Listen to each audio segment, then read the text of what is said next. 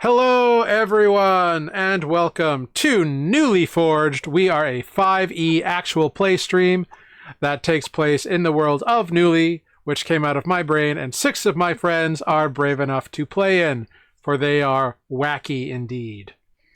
Masochistic. Masochistic's also a word for it. Yep. Help, he's got us trapped in a room. Indeed, I do. We have our dice. Don't threaten me with a good time. Womp, womp, womp, womp. Yes. As you might notice, a couple of our friends are currently shadowing Indistinct. Mike, who plays Renato, will be along momentarily, so as will Jeff, who plays Selenar. They're just in transit at the moment. And Matt, who plays Corvus, is with us today, but has no video, so he will be his lovely animated token that you all see right over yonder. I'm accompanied by a jazz violinist tonight. I hope you don't mind. Awesome. I'm down. There's Wild. definitely worse things you could be accompanied by. Yeah, that's what Nuuli needs. More jazz violinists. It's true, actually. There's not many of them. There you go.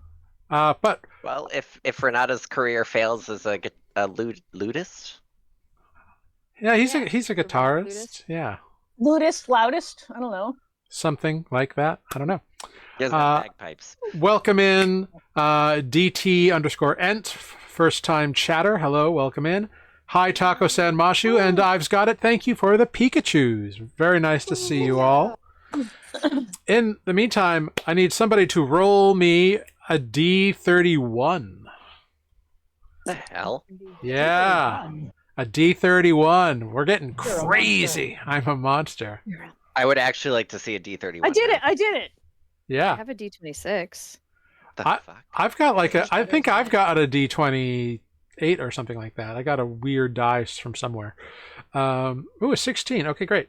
Well, dear players, let's go around and introduce yourselves, your characters, and answer the question, does your character have any interest at all in the humanoid mind and how it works? Like, is there something about, like, people or the way people act or think that really, like, intrigues you, or, like, the mechanics of a mind? I don't know. Take the question, run with it. Maybe you want to try a mind sandwich. It's up to you. Anyway, I prefer Jill sandwich personally. Drool? No, Resident Evil. Okay. Oh, sorry. I haven't played Resident Evil. Sorry. But let's start at the top of the ladder rung with Sarah. Oh, hey, that's me. My name is Sarah, and I play Andra Grayspark, the halfling wizard. And I think Andra probably has some interest in the mechanics of how the human mind works. Fair enough. Very cool. Next, we're going to hop on down to Matt. Oh, that's me. With my own personal DJ set, accompanying me tonight. Playing Corvus, the very hip rogue. And he's actually very interested in the workings of the human mind. He's kind of a people watcher and observer and studier. Part of that's due to his, he's picked up his skills in disguising due to his, thievery type nature. He needs to, research people, figure out how they tick and create new personas. Very cool. Thank you for that. Next up, we've got Tanner. I am Tanner. I'm playing Lunin, the Hexblood Bay Knight. And, not really. I just think that he thinks that these people are weird. Fair enough. These people. Yep, these people.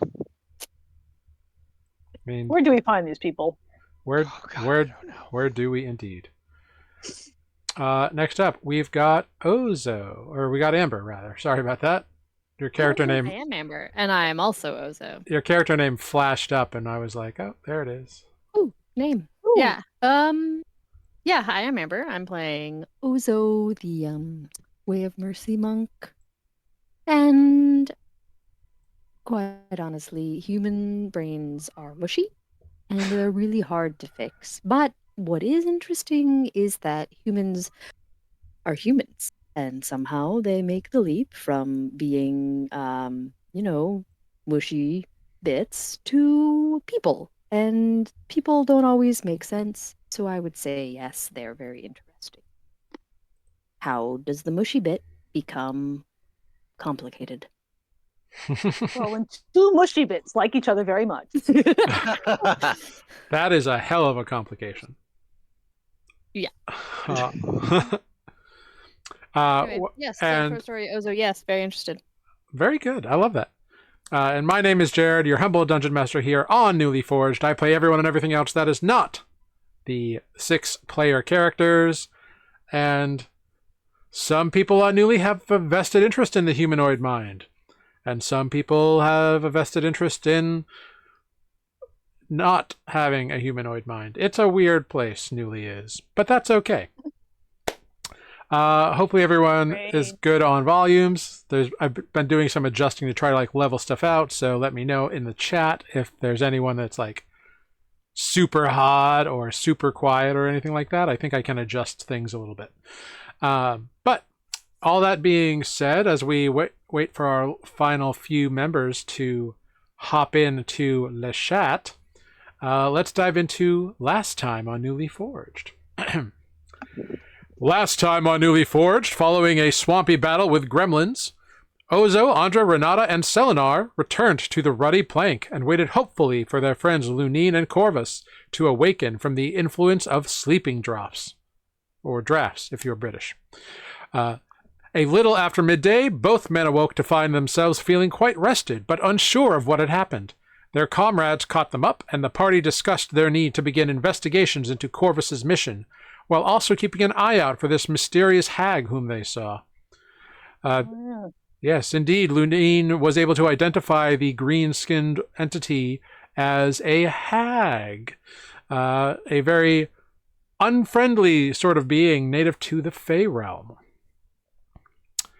So the group split, with Andra and Selenar heading to replace some damaged gear and get some questions answered at Shant College, while Corvus took the others to the Heart Tier to search for 2 of his marks. There, Renata found Lucy Silversong, the bard, performing on the street to a large crowd.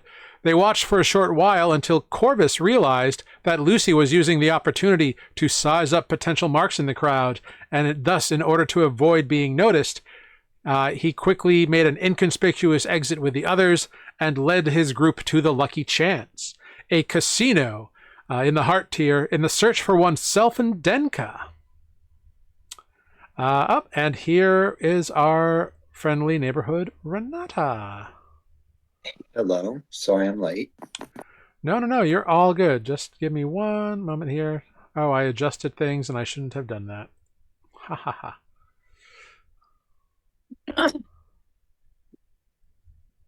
Boop-a-doop-a-doo-doo-doo-doo. Great. Ha ha ha.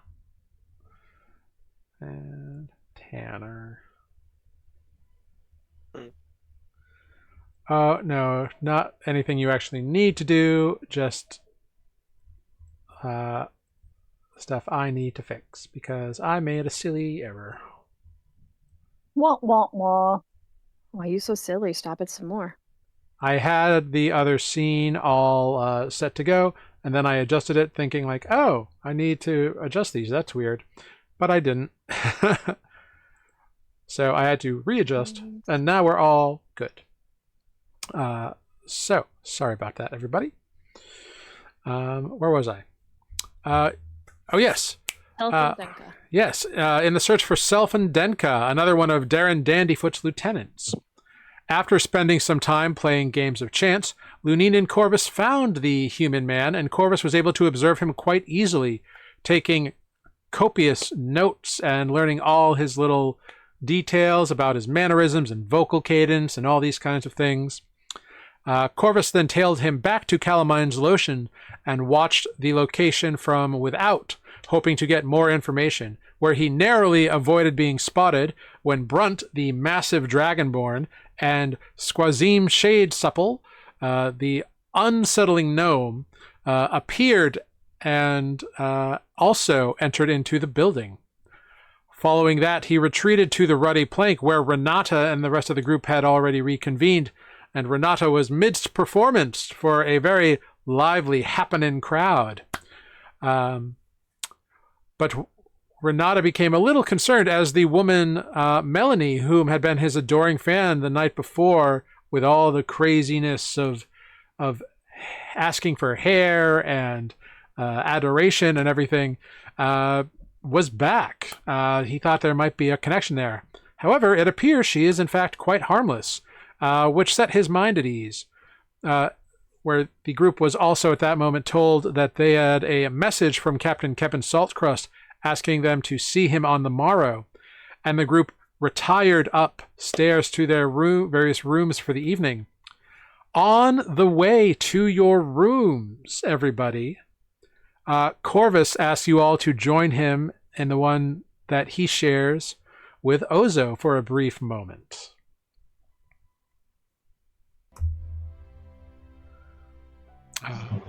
Is that my cue? Come in. You can Yep. sit here. Here you can use this pillow if that's not comfortable enough.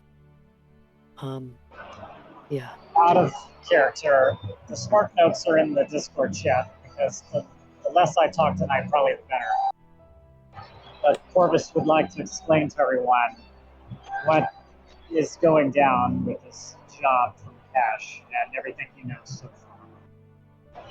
Okay. Which is that he needs to be able to sneak in somehow to Thieves Guild and steal the ledger that contains proof of Darren's disloyalty to Cash.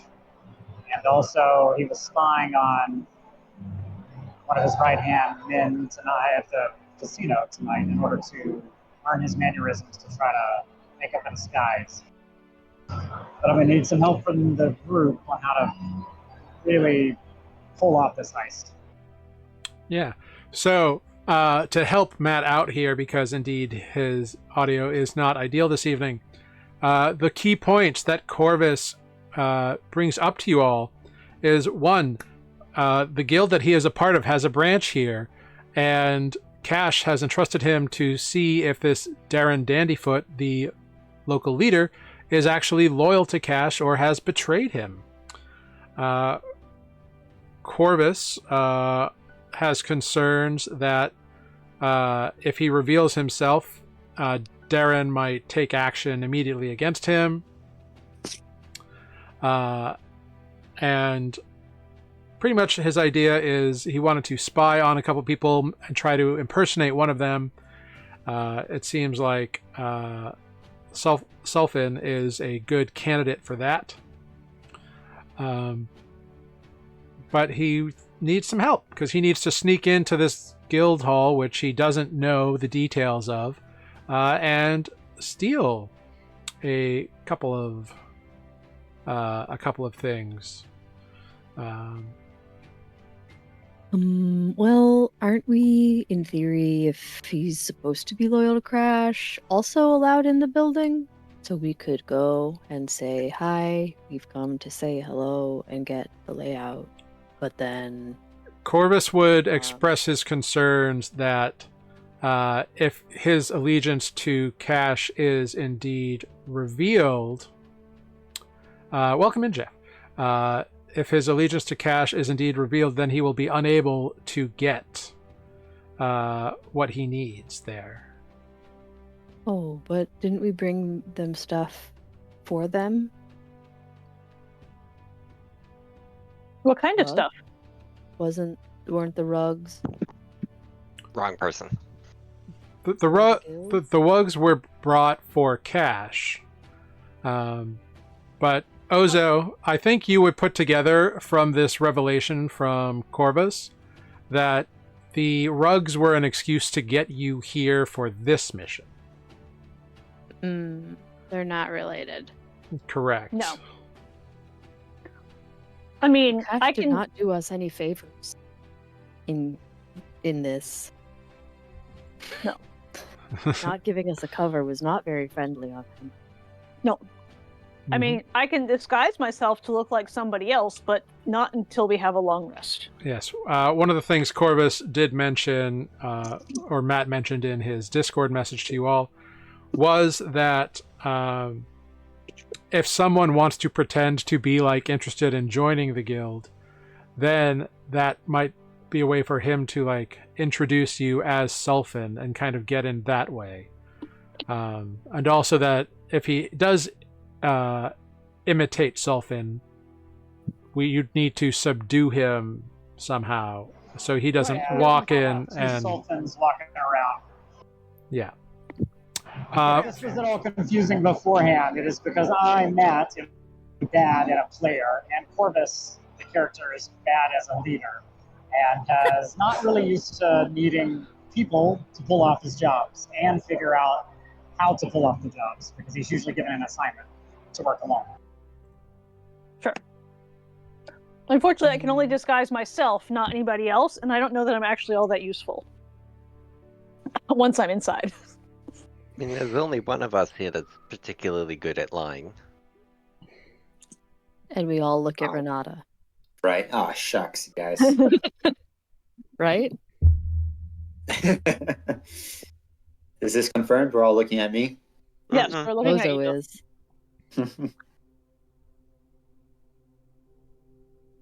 Taking out Sulfin is something that all of us can do, but the words are better generally when Renata says them. I can go and be your helper, and you can be a person who talks, and we could be nefarious. There is a sidekick that is also a halfling, okay. I believe. I don't know if any of y'all feel confident enough in pulling off a second disguise, but that would require us to basically kidnap 2 people instead of 1. I mean, the kidnapping is the easy part, right? It's not something I've done before. I mean, I haven't either. Most of the time, I'm just the lookout. And then I, patch people up. But we could go in and try to make friends. You're friendly, Renata. Yeah. Yeah, I could lead the way on that.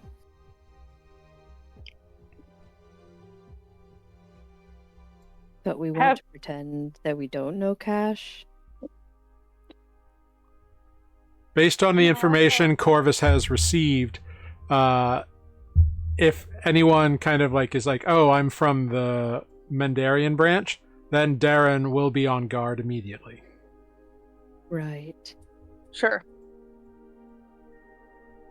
I also have this ring of mind shielding if we're concerned that someone inside might be reading minds. That's cool. It hasn't talked to me yet, so I guess there's nothing trapped in it. What? You can have a thing trapped in a ring? Apparently, but it's not talking to me, so I guess it's not. That's neat. It would be a dead thing. You can talk to dead things? Only if they're in the ring. Oh. Well, I mean, you're good at gambling. Ozo looks at Lunine. And you're good at talking. So those are things that Selfin does? Should we do them too?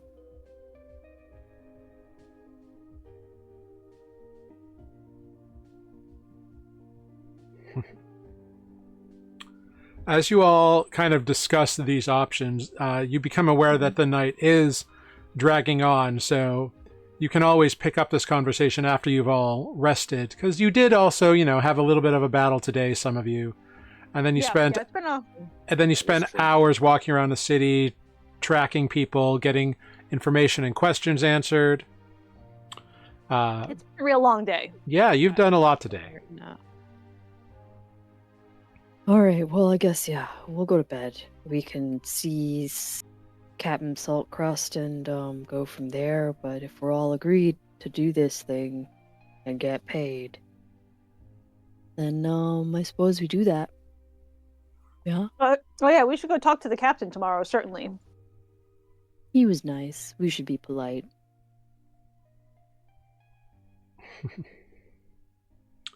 All right, well, good night, everyone.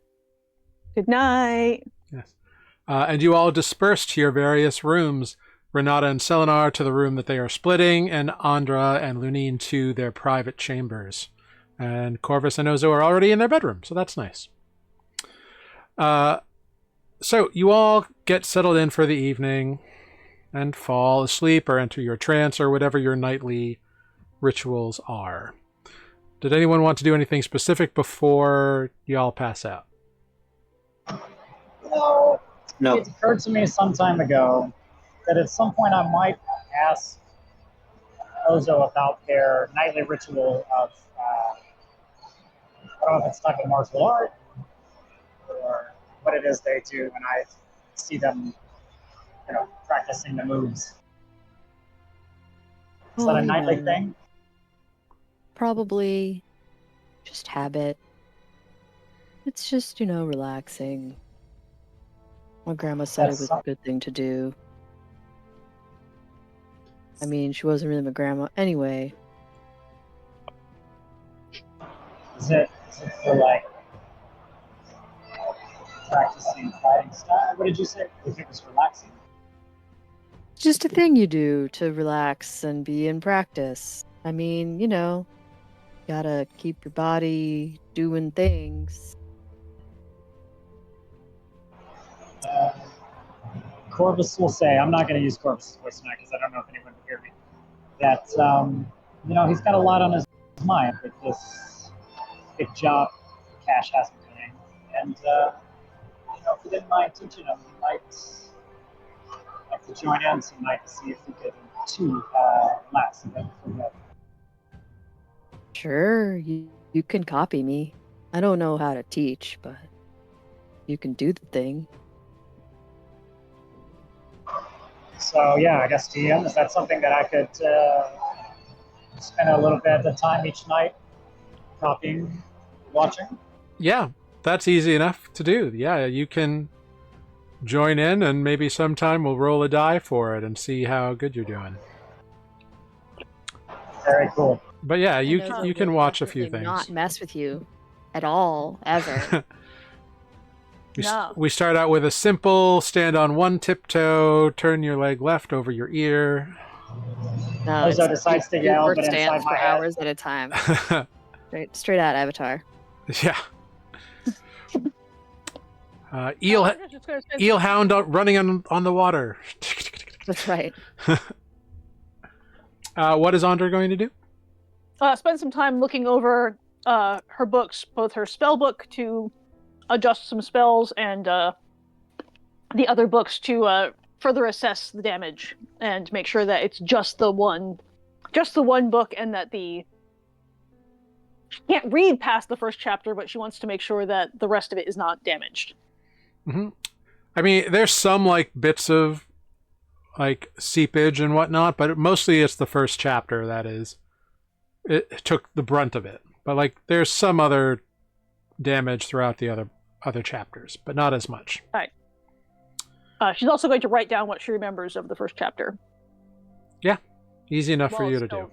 Fresh in her mind, because I took notes. Good. Yeah. That's pretty much it. It's just a little book time. Great. Book. So you all do your various pre-sleep rituals and then turn in for the evening.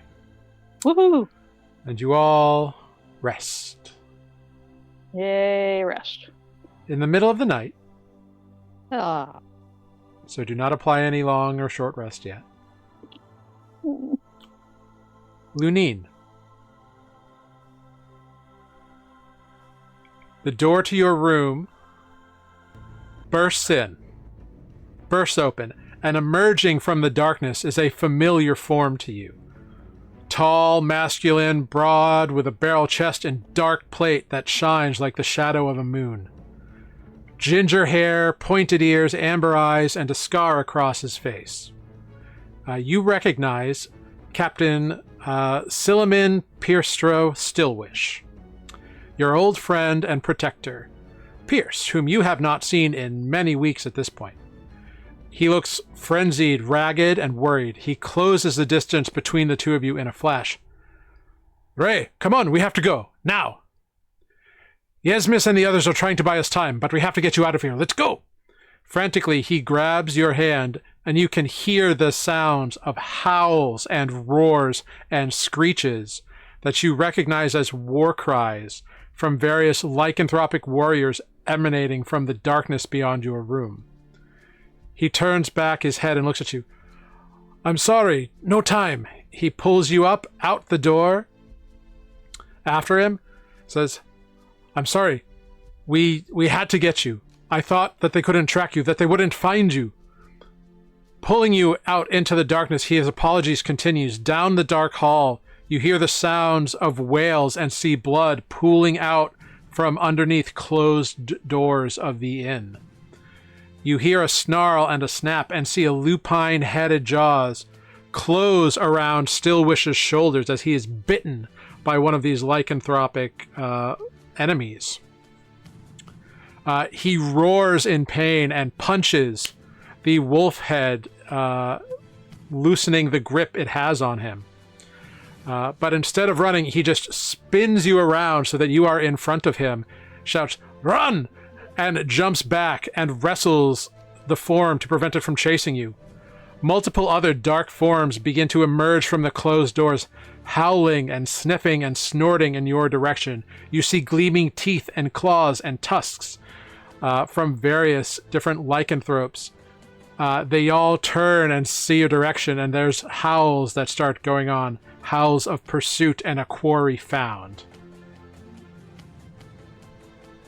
Do you start running? You do not have your swords. You have nothing.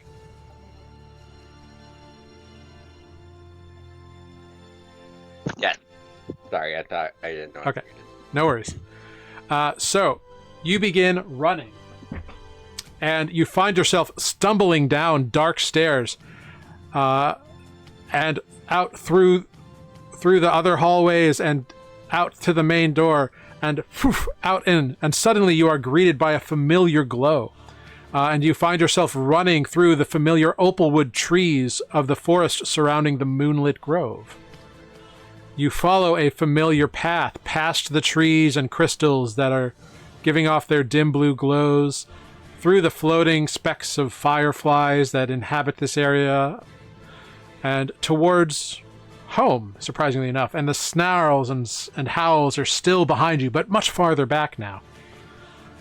And as you head towards home, you smell it on the wind. Fire. Ash. And a hint of iron, of blood. And something else. You come to an overlook and see through the trees, the grove below you, wide streets winding between ancient trees, the towering dusklight castle built upon the overlooking cliff.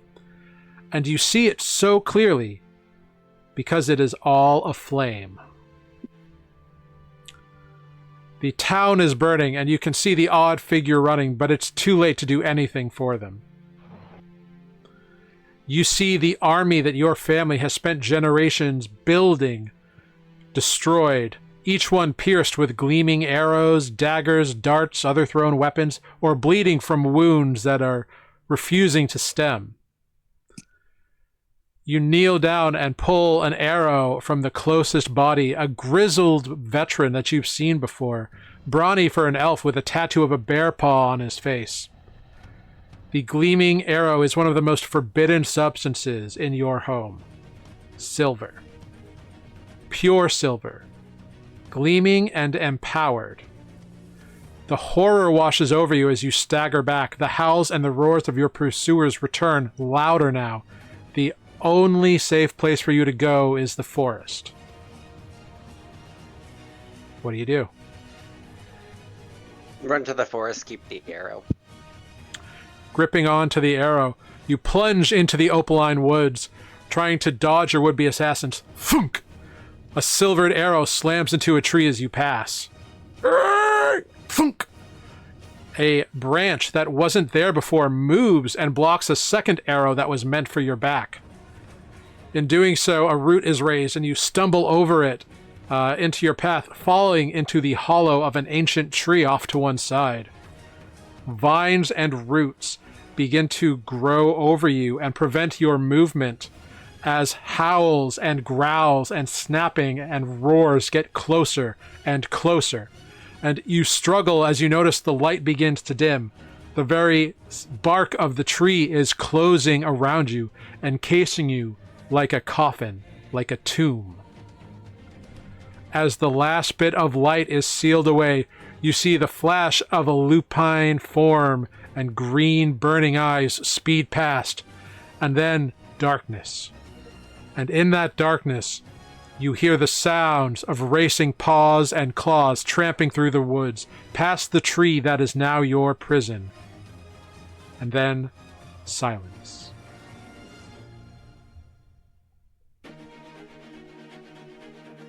Renata. Yes. A creaking sound awakens you from your rest as you are asleep. And you glance over, and you can see through this darkness that your door to your room has swung open. A small, high-pitched laugh comes from within your room as your bag drops from the peg it was on onto the floor, spilling its contents. A tiny form is darting quickly back into the obscuring shadows. You rise and find Selenar sitting upright on his bed. Not in his trance, but bleeding out of his eyes and mouth, and a small kitchen knife buried to the hilt in his chest.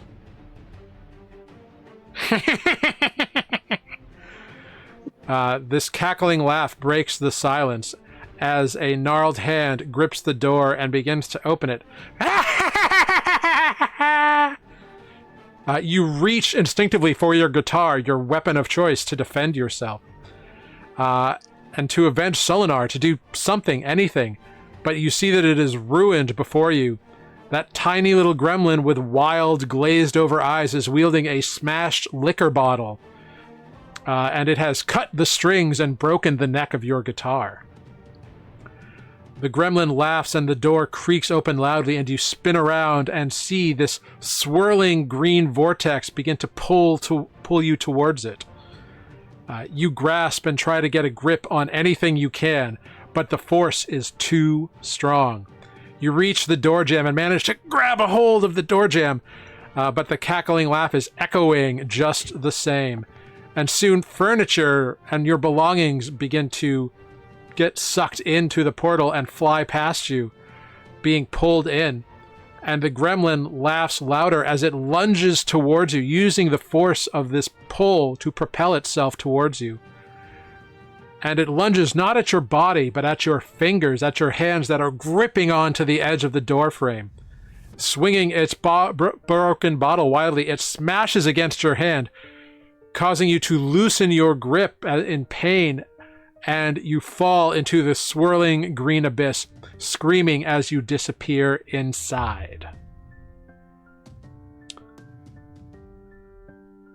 You awaken, tied to an uncomfortable chair, and the chair is hanging over a massive cauldron, bubbling and boiling away, and you see 3 figures tending the cauldron, chanting in a strange language as they add items to the brew. The flames casting large, long, horrible shadows across walls you can barely make out. These shadows are larger than the figures seem, and a rhythmic humming picks up, and soon the humming is joined by voices layering strange vocals atop it. And your vision shimmers as 3 beautiful green-skinned women, all identical in visage, begin dancing around a fountain flowing with wine that you are hanging above. and the women are singing in chorus, and the lyrics begin to become clear to you. Ozo, Uh-oh. something causes you to wake from your slumber. A pressure, a feeling that you can't quite put your finger on. But you sit up and you look around in the dark. Your room is quiet, undisturbed. But those hackles on the back of your neck, that sort of sixth sense that you have, is going off. Your hackles are raised. The door, there's something about the door. It's calling to you. Tentatively, you reach for it, bracing yourself for whatever might be beyond there. And you open it, and beyond the door is nothing. You stick your head out beyond the doorframe, checking the hallway. It's all clear. Nothing to worry about. But there's still something different, that presence. Except now it's in the room. Behind you, turning as you close the door, you see a figure standing there. It's hazy, not like gas, just sort of blurry and out of focus. It seems to be giving off just the faintest light, like an aura. You can't make out the features, but the general humanoid shape is consistent and about your size. The presence is familiar, yet different at the same time. And it stands there near the small table in the room that you share with Corvus. You look over to Corvus and make a move to wake him up, and the figure shakes its head. You look at your friend and see him sleeping, and because of your keen observational skills, you can see that his breath is slow, barely perceptible, almost as if the world around you had slowed. A voice enters your mind. Please be seated, and the figure motions to the chair at the table as it sits in the other. And you hear in your mind, you have questions. Answers don't matter, they will come in time. You have a duty. Do you sit? I will walk to the chair and stand right behind it. Like, hands on the chair, quizzical looking at the dude.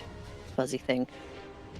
You get the sense of amusement and of, well, I tried to warn you, kid. And then, Andra. Yeah. That ruined book that you have is just bothering you, and you have trouble sleeping, and it calls to you, but there's nothing you can do. You try to get some rest, but you awaken in your room, and, maybe a few more hours won't kill you on studying this thing. Mm-hmm. So you light a candle, pulling the book out yet again, and as I don't light a candle, I have orbs. you use your orbs, whatever you want. As you pore over these ruined pages, a chill begins to creep into your room. And as the chill grows, the light seems to dim, as though it was being forced to flee.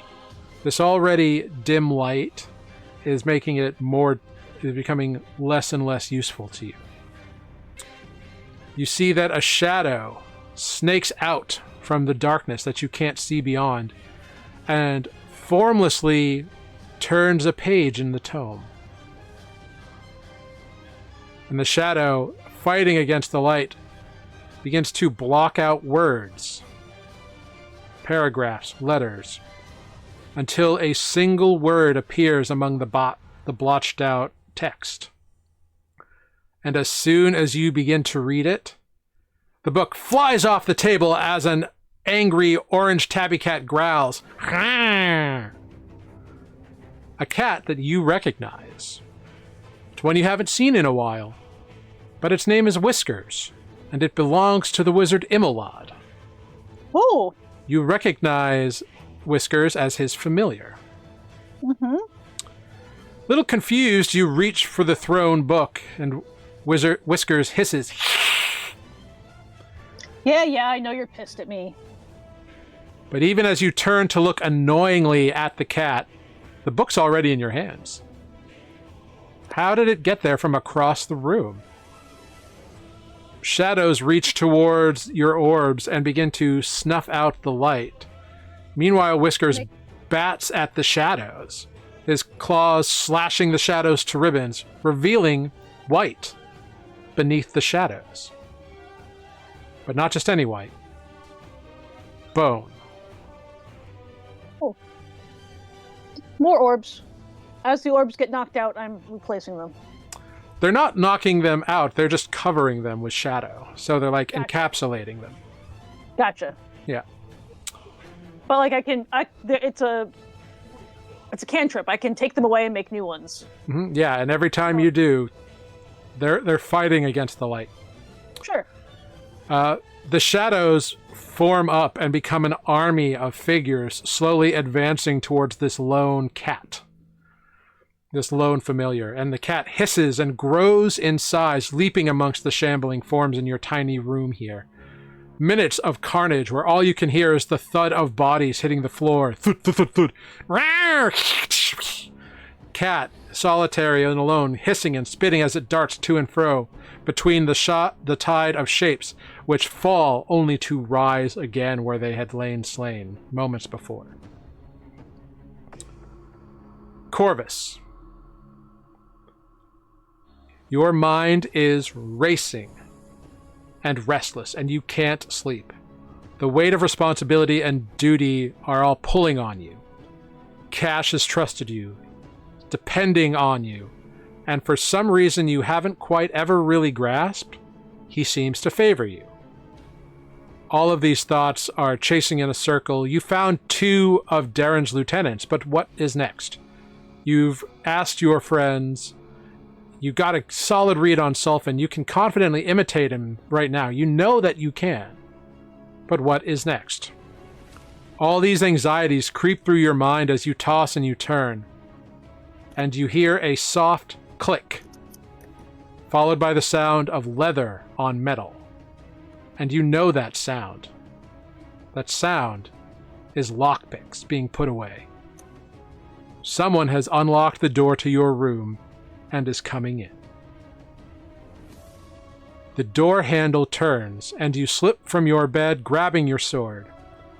You creep to the shadows as a figure enters with a drawn dagger, heading for the sleeping form of your friend Ozo. Quickly you move to defend your friend, stabbing towards the figure. They don't see you coming, and your blade enters their back.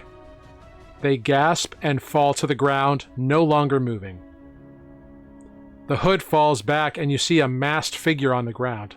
The mask is featureless, much like your own. And you reach down and remove it, revealing a humanoid with gray skin, white hair, and almost no features. Merely the suggestion of features. And it is striking in its absence.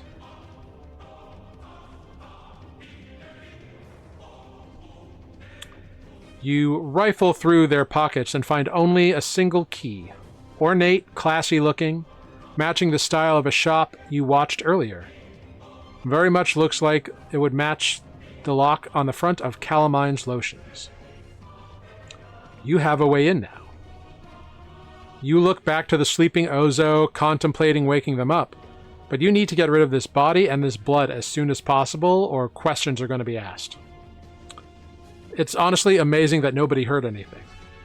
So using one of the blankets, which you can replace later, you roll up the body using its own cloak to dab at the blood and escape into the night. The street lamps at this time of night are dim, barely casting a glow to see by, but usable, and not overly bright so as to keep the populace awake. You sneak your way down to the edge of one of the waterways that leads to the docks proper, And as luck would have it, the tide is going out, so no one notices as you slip the body into the waves.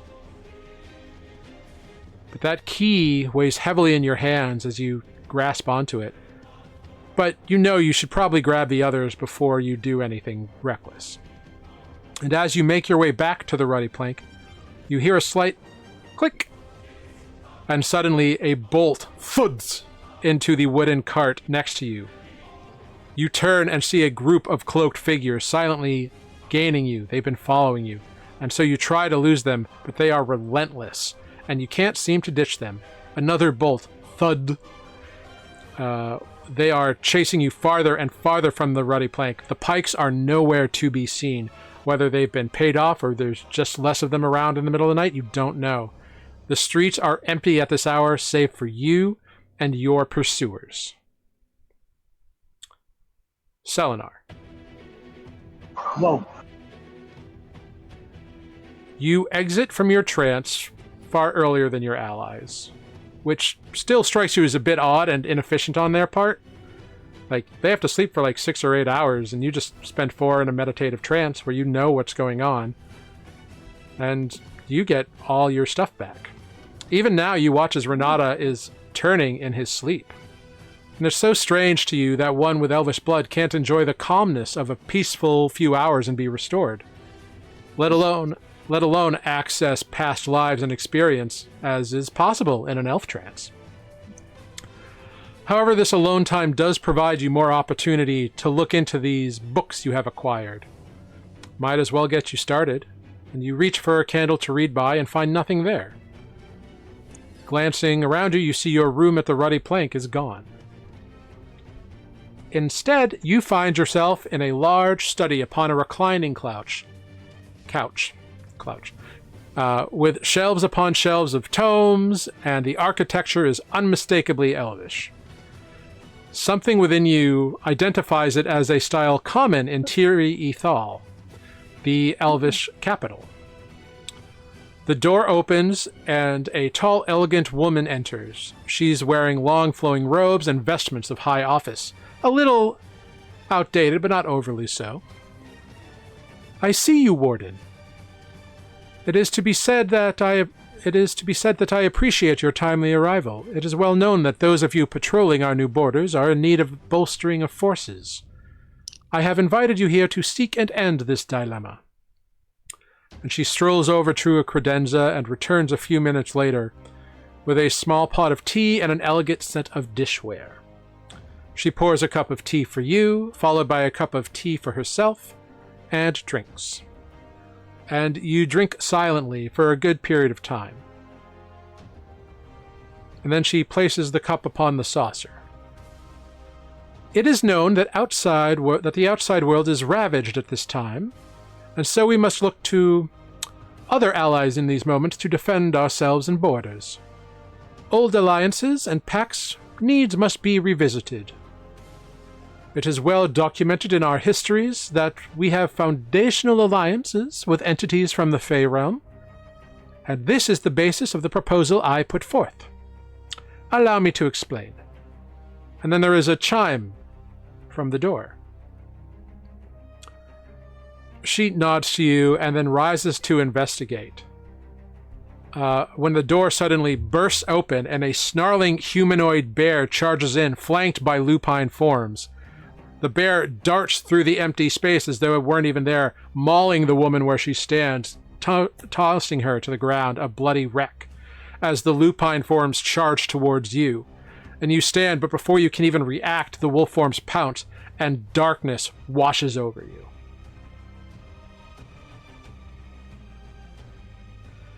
Lunine. Not a sound from the outside world. Your mouth is bound by roots, so you can't call out. The tree is holding you tight for hours, days, years. And your mind races over your lost comrades back in Cliffside. Were they attacked? Did they survive this onslaught? Whose blood was that pouring out from those rooms? What about Yesmis? Or Arduin? Or Fenpentor? And what happened to Pierce? Time becomes meaningless as you close your eyes and accept your fate. You escaped the pack, but not the cold loneliness of oblivion.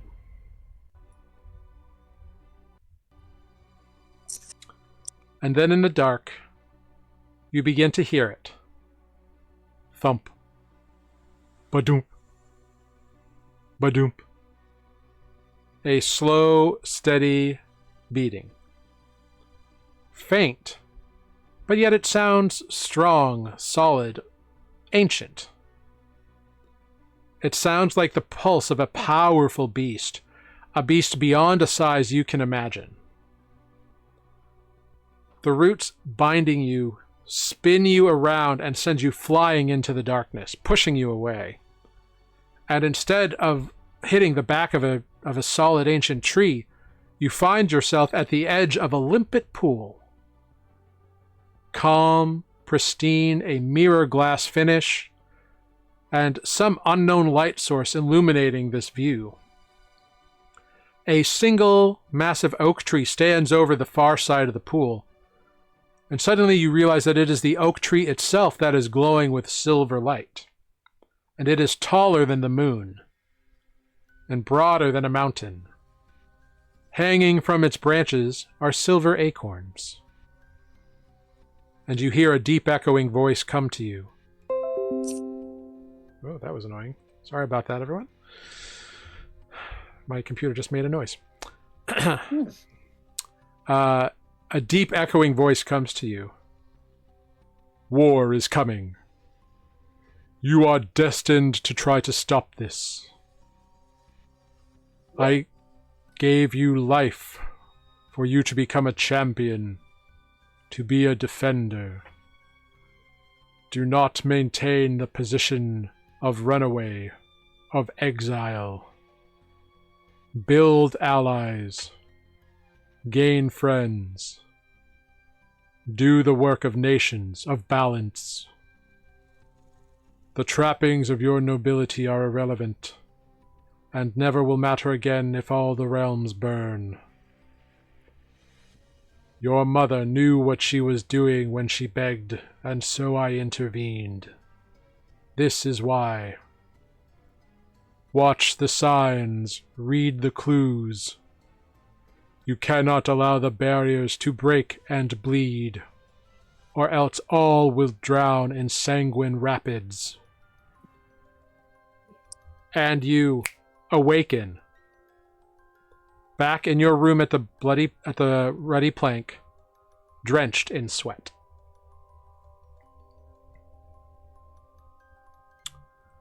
Renata, you are hanging above this fountain of flowing wine as these three beautiful green-skinned women are dancing around it, singing a song you can't understand, and slowly this chorus, the lyrics, become clear to you. And you can understand them.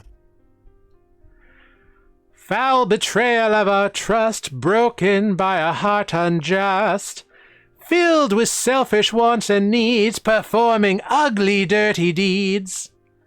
Summon now a champion true, one to bring sweet justice due.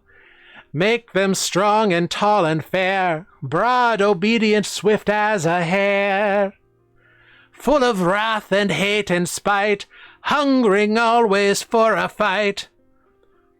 One true desire to be baneful to the one Renata soul angel. And the cauldron spins, the image of the fountain gone, and the liquid within that cauldron turns a vivid purple and explodes with a green smoke as it envelops you, filling your lungs so you cannot breathe. You begin to cough and wheeze, and as your world fades to black, that cackle penetrates your ears. And you awaken in your bed, gasping for breath as a pillow rests atop your face. Ozo. You are standing behind this chair. And the head shakes. I tried to warn you. Without your duty, this is what you will see. And they hold out their hand, and your mind is assailed by images, rapid, pushing through whatever defenses you have there. And you are just encompassed by horrible sights. You see armies clashing, hordes of troops in strange armors marching through trees and cliffs. But no, not through. From. Out of these trees, out of these cliffs. Strange exotic weapons, swords that glow with shadow, axes tipped with fire, and arrows that drip nightmares. Animalistic warriors pour forth from under the banner of meandering red, crazed with blood and moonlight in their eyes and their snarls and their fangs and their claws. Cobbled together forces of various humanoids meet the oncoming storm in a flurry of frenzied battles, but they are quickly broken against the tide of trained warriors. You see cities overrun, destroyed, on fire, buried by smoke and ash and shadow. A realm of darkness expanding over fallen civilizations, preceded by a wave of tears and blood. Not a pretty picture. Not what you want. Find and hold fast to that smallest seed. A wrong turn can be fatal. A lapsed opportunity can ruin more than a simple day. Encourage growth. Carve out rot.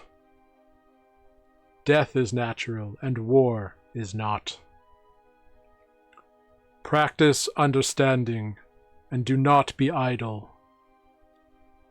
Engage. Make your world what it needs to be. Do not be the observer that you were trained to be. Yours is not to watch like some steward in a shrine, but to lead the way. And the figure stands and moves towards the door. As it reaches for the handle, it stops and looks at the sleeping form of Corvus. This one is more than he seems. Then they turn to face you. He could be a great ally, or a dire foe. His loyalties are firm for now, but may waver if he finds his truth. But does that mean it should be denied him? Who can say? The darker parts of his legacy are unknown even to him. Perhaps he simply needs mercy. And the figure turns to the door and walks through it. You rush to the door, opening it, but the figure is gone. Closing the door, you turn again to the sleeping form of Corvus. Plain and unremarkable beneath the mask, so you know now. But apparently so much more than even he knows, if that figure can possibly be believed. That strange figure, so alien, so different, so weird, but something familiar. Why does it feel both mysterious and reliable? Without giving you answers, but you feel it is trustworthy. You've never seen it before. But something within it was calling out to you across whatever form of existence it occupies. Questions fog your mind as you reach out with it, and you sense nothing. You sit in the chair, you try to think, to understand, and right when you feel something solid in your mind begin to form, a shape that you can grasp onto, a concept that makes sense, you wake up, standing in the middle of your room, Corvus fast asleep in bed. Andra. Yo. After what seems like hours, the waves of darkness stop rising and the cat stands, battered and returning to its normal size. Pacing in a tight circle of the glow emitted by your orbs, You see the cat begin to snarl again into the darkness as a smooth voice emanates from it surrounding you, sourceless, but not echoey, direct to you. Keep studying. I can sense great promise in you. I became aware when you broke the binding of the first chapter. Keep going, I'll be watching. The cat hisses. What a rude creature. In the meantime, I have sent you something of a congratulatory gift. Please enjoy. And a knock on the door startles you. The cat is gone, and your orbs are emitting light as normal.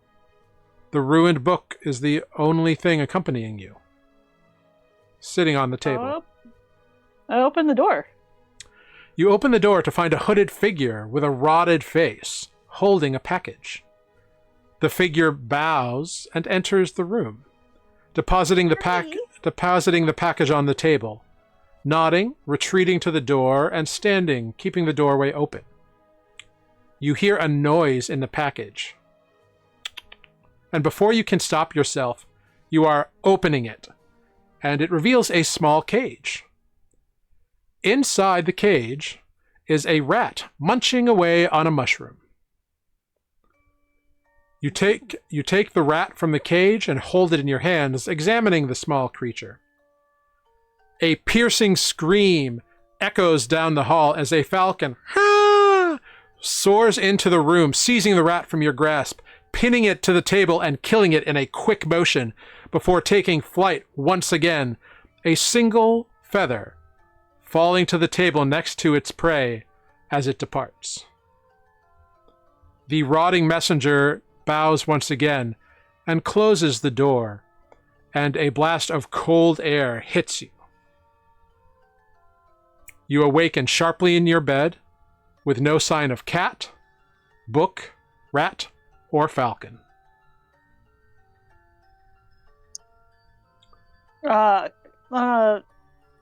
Look in my backpack. Rifling through, no change. Is my book there? The book's there. Okay. But none of the other stuff. Nope. Search the room. No change from what it was when you went to sleep. Is there a window in my room? Yep. It's open. It's very cold tonight. Is it still dark out there? Oh yeah. I'll close the window. Easily done. And I don't think I'm carrying anything like food. I'm gonna try to the kitty. You know what? I'm trying to call the kitty. No cat.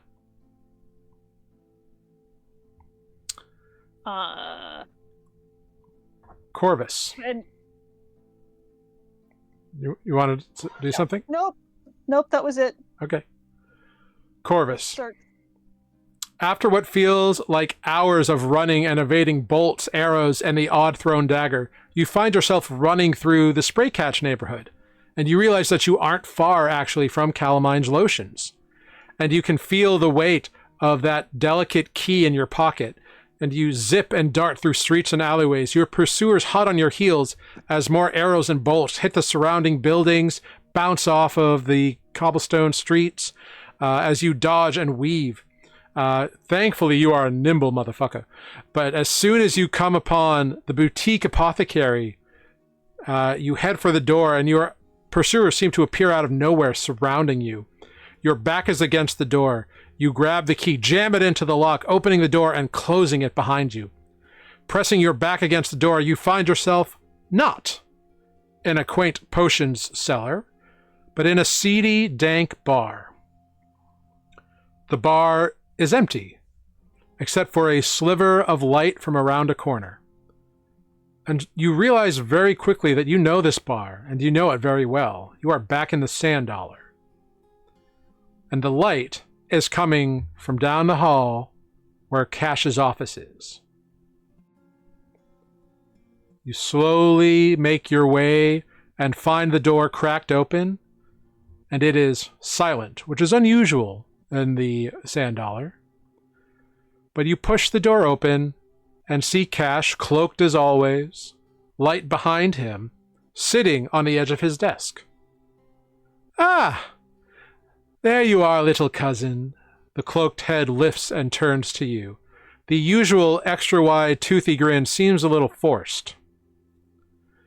You have taken long enough. I hope you know what you have done, what you have cost me.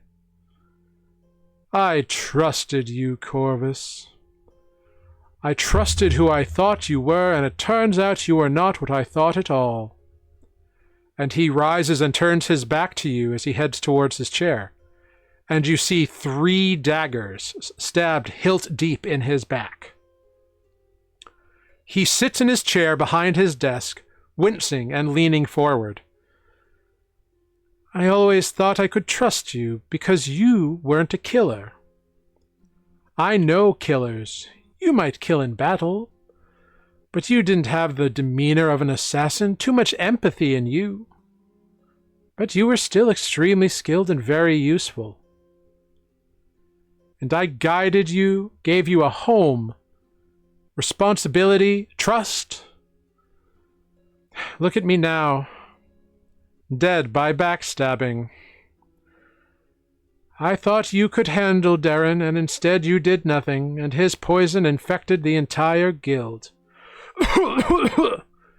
He coughs, and you see blood splatter on his desk. Can't say I blame you for being an opportunist, honestly. You gotta take the best chance, and if you really thought Darren was the way to go, well, sucks to be me, I suppose. I had something to tell you, but I guess it's a little late now. If only you had contacted me before you betrayed me. Goodbye, little Lux. And he slumps over his desk, dead, as a strange purple-black blood flows from his mouth and wounds, soaking into the papers and ledgers that are scattered on the desk, rendering them useless. As you approach to check on the body, the darkness pulls in towards Cash, and it suddenly grows cold. But for a moment, but only for a moment, as you approach, his form explodes, and you are caught in the blast. And you awaken, back in your room, to see Ozo standing in the middle of the room looking around. Why are you still awake, I asked.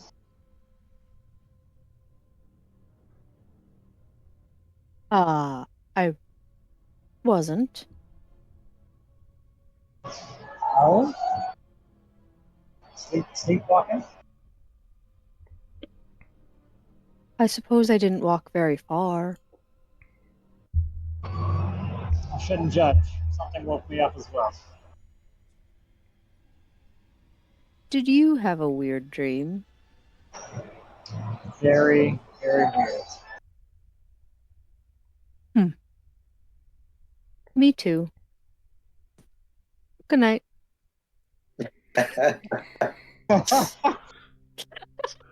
Selenar. And then I was going to walk back to their bed. Great. Selenar. Your eyes open, and you find yourself back in your room in the Ruddy Plank. You have relived a moment from a previous experience. Such things do happen to elves of the Causeway, but this one came unbidden and was unknown to you. This was an existence connected both to home and to nature.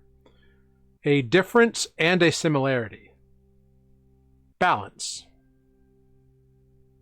And that's when you notice Renata gasps awake, and his tossing and turning has caused his face to be covered by a pillow.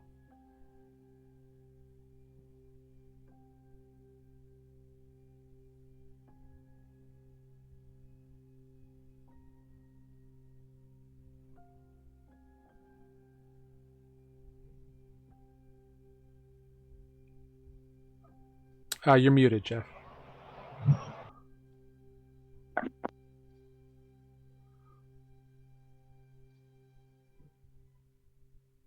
I don't think we can hear Jeff, or is it just me? It's Jeff.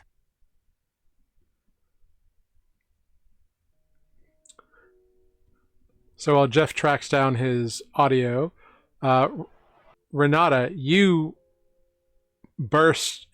come awake coughing. This pillow is like on your face, like making it so you can't breathe. Mm-hmm. You remove the pillow and you see Selenar across the way looking at you. Yeah, I wake up with a gasp, taking a deep breath of air, and I quickly check on my guitar that's next to me to make sure it's in one piece still. Perfectly fine.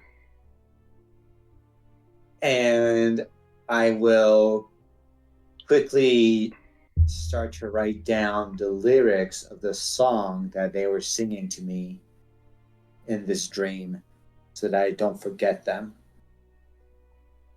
Okay.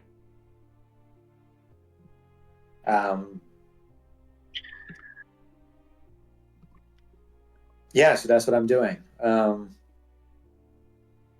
Renata, I just had an experience. It seems like you had a similar dream, or at least something unusual. Yeah, no. I had a very wild dream. Started off scary, turned semi-erotic, and then I got lost in my emotions. So it was all over the place, man. Sounds much more fun than mine, for sure. Yeah, really? Wow, that's wild too. That's crazy. Tell me about your dream. And I was just like completely disconnect and just like keep writing. So I get up. My door was open, right? You said? The door to your room is closed. How am I talking to Renata? You two are sharing a room. Oh, okay. Cool. I kind of forgot that detail too. Yeah, I definitely did not think of that. Yeah, Ozo and Corvus are sharing a room. Renata and Selenar are sharing a room. Lunine and Andra took the solo rooms. Get your own roommate. I'm glad you're here to keep track of these details. So Selenar is like, I'm interested to go. I'm not going to knock on anyone else's door, but I'm going to stand outside our other party members to hear if they're talking about, like, are other people awake? Did this happen to everybody? Kind of exploratory mission. Just barge in, not to eavesdrop on you, but Make a perception check. And then roll a d4.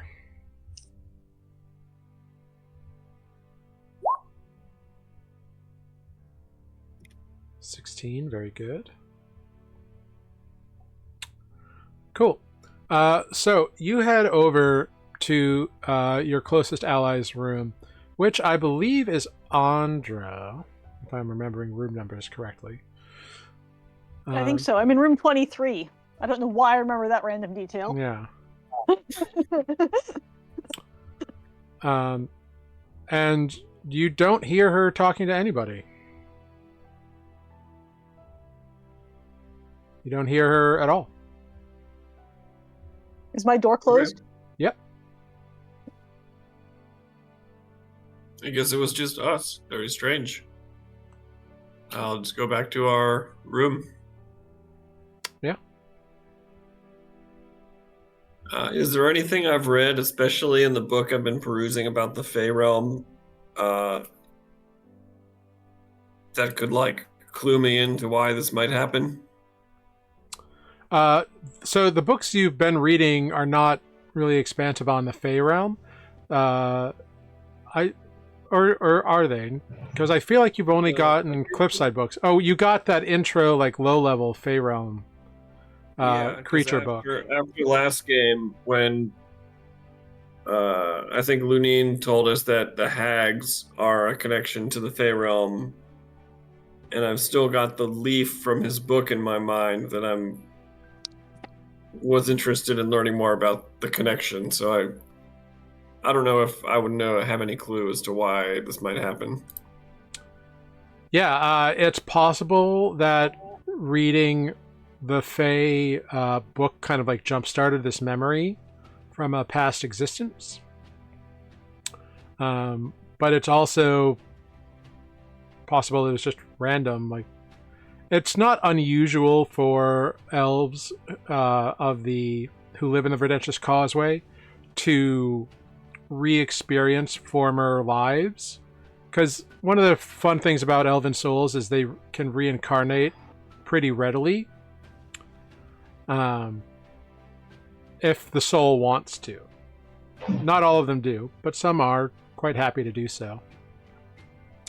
And some elves purposefully like train themselves to be able to relive past experiences, to learn and gain knowledge from that and whatnot. I don't know if Selenar has particularly done that though. Probably not. Yeah, so this may be the first time it's ever happened to you, and it was definitely not an experience that you had ever felt before, but you recognized it when it happened. Okay. Like all your family and your teachers and everything, they've like told you like this is a thing that happens and it's kind of like this.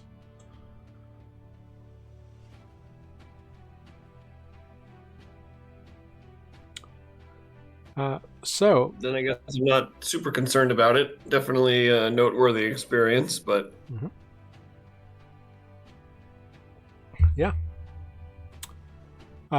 So each of you, finding that there's nothing changed, nothing different, nothing missing from any of your rooms, you are able to return to your sleep and gain a long rest. Oh, thank God. And as you settle back in and complete your long rest, we're going to take a break. Because after that talking, I need some water. That was awesome. That was amazing. Whew. Well, I'm glad you enjoyed it. I hope everyone will rejoin us in 5 minutes here as we come back to this fun adventure. And what the next day brings, who can say? So we'll be back in 5 minutes. See you all then.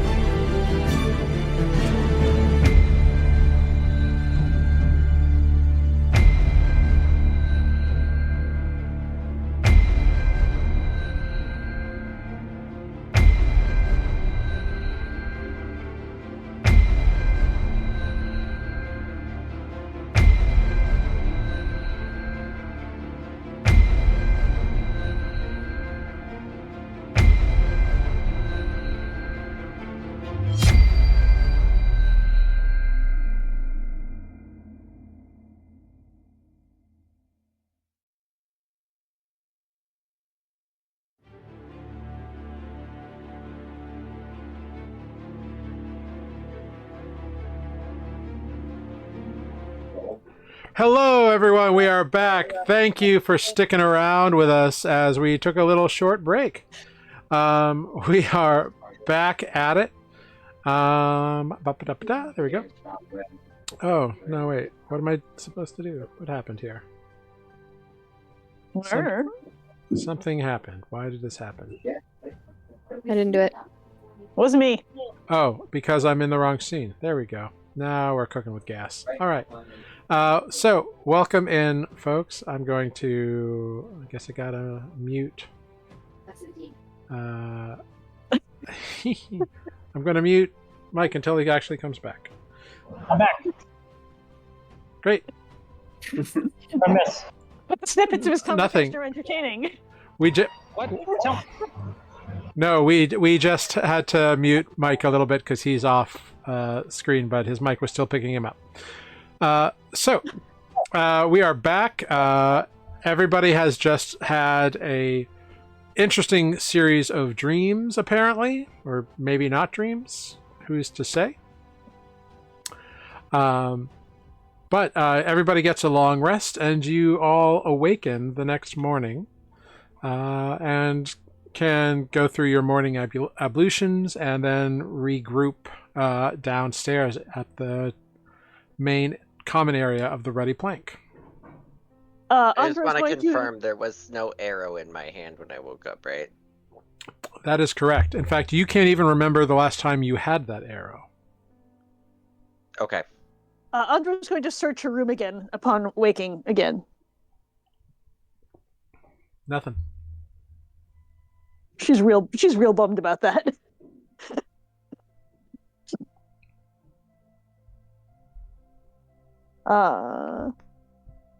Okay, and then she's gonna go downstairs. Yeah. Andra, as you go downstairs, it's fairly early in the morning, but not like daybreak early. So you are surprised when Holland calls you over to the bar. Good morning. Good morning, Miss Andra. I have a package that was delivered early this morning. It's not addressed to you by name, but to a person fitting your description. Where is it? Where is it? Where is it? That's so exciting. I love packages. Well, here, and it's a small package about this big. Is it making any noise? Nope. Thank you. I take it back to my room. Yeah. It's actually a pipe bomb. You take it back to your room. And room and close the door and put something in front of the door, and then I'm going to open the package. Yeah, opening the package, you find a couple of things in there. What you find is a mushroom, a small vial of water, or at least it appears to be water, the feather from a falcon, and a twig. Cool. I would like to sit down and cast Identify on the twig and the vial. They are both non-magical. Okay. The contents of the vial are revealed to be spring water. And the twig is revealed to be that of a elm. Like from an elm tree. Yeah. Excellent. I'm going to put them all in my backpack. Yep. Actually, I'm going to put them all in my component pouch. Great. I'm going to put them all in there right now.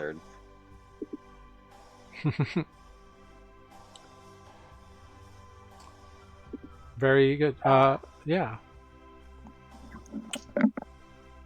So the rest of you all gather downstairs. Eventually, Andra comes down a second time and the group is assembled.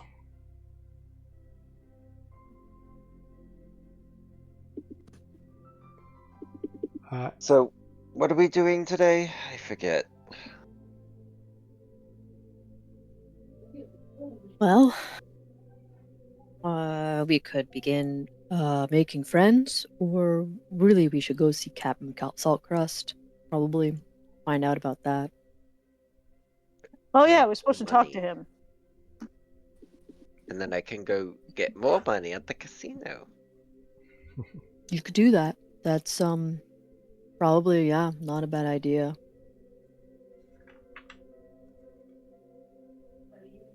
Well, I could go find the captain. Definitely could use a walk this morning. And Looney's just gonna get up and start out the door. Okay. Marcus will say Captain Salt Dress check-in doesn't sound like a bad idea. It just occurred to me that perhaps I should check in with Cash before we make any moves. Okay. Selenar goes with Salt with Lunine. Okay.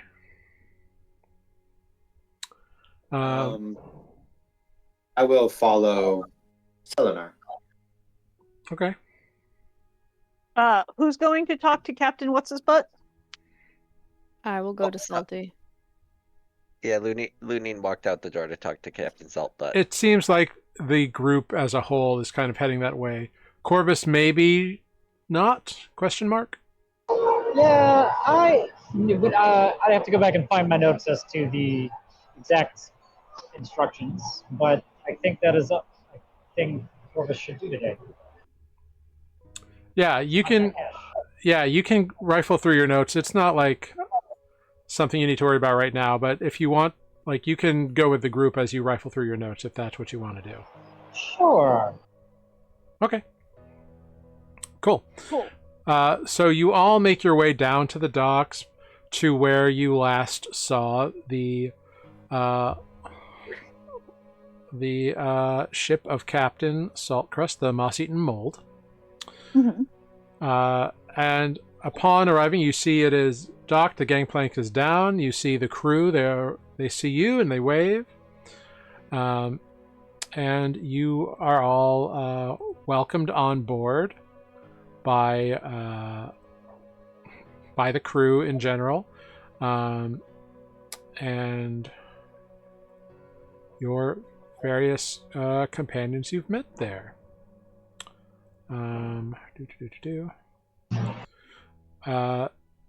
So you see Handsome Trox, the Fire Ganassi individual, welcomes you aboard and lets you know that Captain Saltcrust is waiting for you. He's got news for you. You are shown into the captain's quarters, and he turns around and he's like, "Ah, mes amis, it is good to see you. Hello, welcome back aboard the Moss-Eaten Mold. Ah, Sorry. Gesundheit. Ah, merci. No problem. Now, first things first. The reward for the bounty of old Flatfoot has gone through. Sapfoot is safely behind bars. So, here is your cut. And he passes you over 50 gold pieces. Cool. Yeah. Oh, that's nice. I almost forgot about that. Thank you for being honest. But of course, you are friends of mine, and friends of mine are worth their weight in, well, at least silver, right? But also, I have had some luck, Monsieur Lunine, my friend. Oh, yes. Ah, yes, indeed. I have found an old friend who happens to have docked in town the last day or so. Her name is Corinne Cates, actually. She's not quite the captain of a ship, but she does command it as a representative for her father. Her father is quite the commodore, as you will.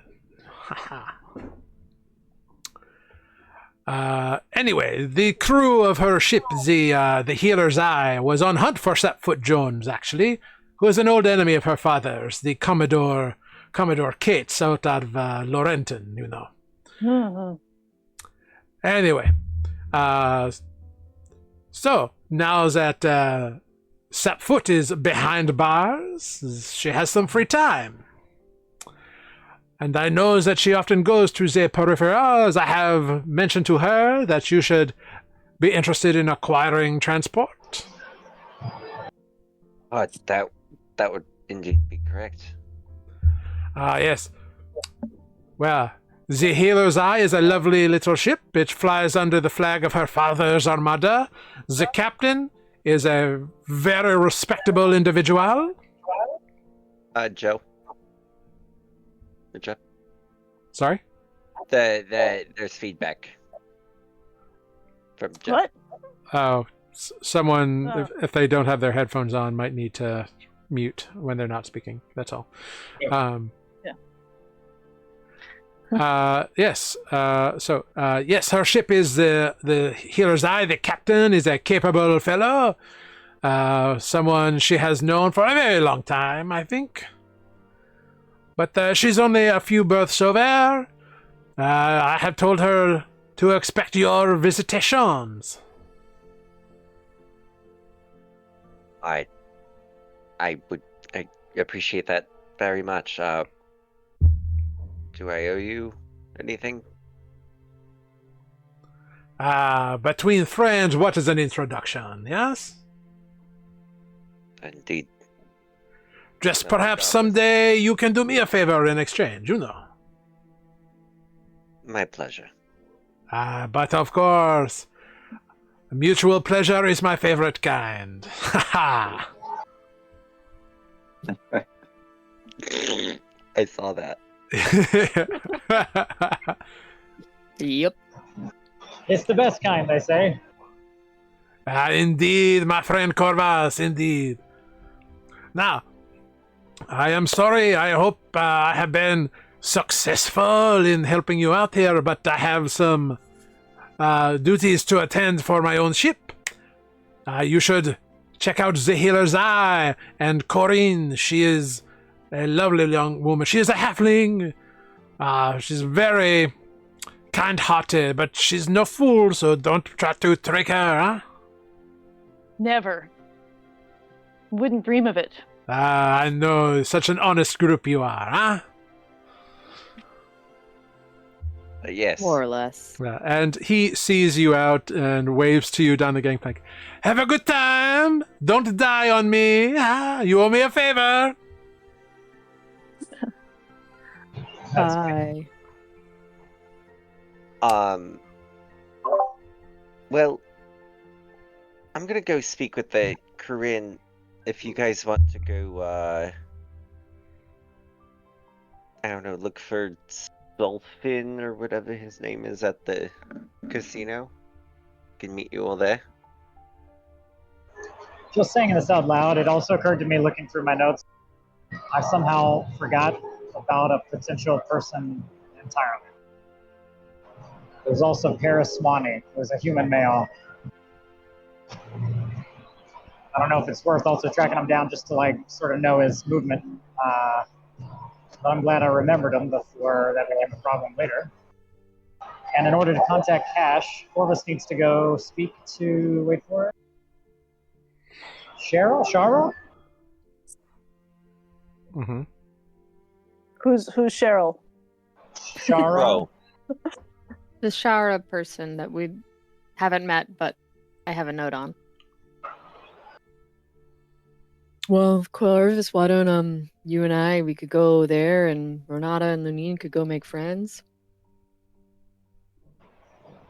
It's not a bad idea. Is anyone going to the temple? What's the temple? No, huh? No one's going near a temple. Okay, fine. Do we need to go to a temple? I All don't right. know. I'm going to temples. No, it's okay. I'll stick with Lunine going to. What was the name of the ship The healer's and eye. captain? Corinne. Commodore Kate. No, that's the dad. Right? Commodore Kate. The dad is Commodore Cates with an S.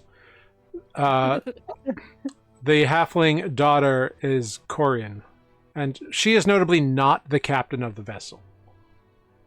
Right. Somebody Yes. else is kept. She's like her father's representative with the ship. Mm-hmm. Oh, what's her name again? Corian. Rin. Corinne. Corinne? I will also go to the boat. Okay. I will join the boat. Okay. The boat people. Alright. Well, Corvus, shall we meet at the casino later, or what do you want to do? Sorry, what was the question? Where do you want to meet after we do our specific tasks? Oh, yeah. The casino's probably, yeah, a good spot.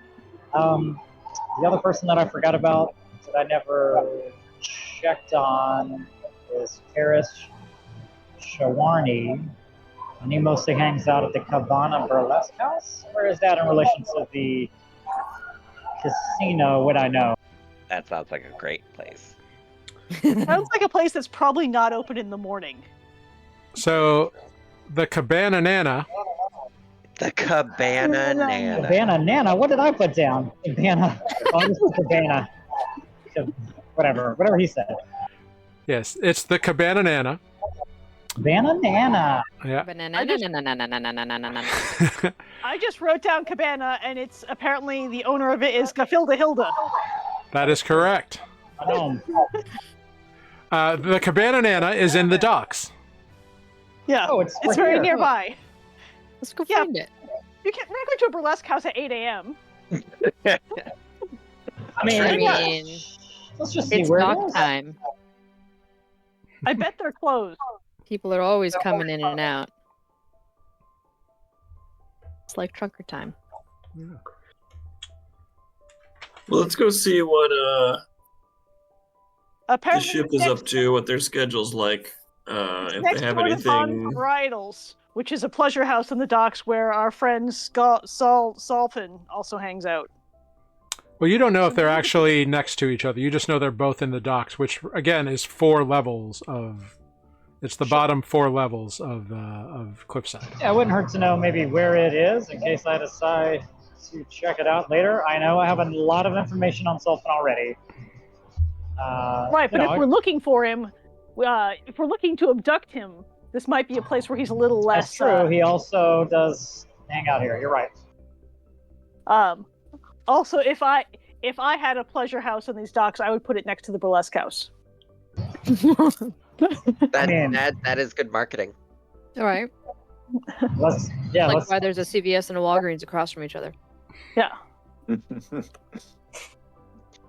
You want to come case the joint with us?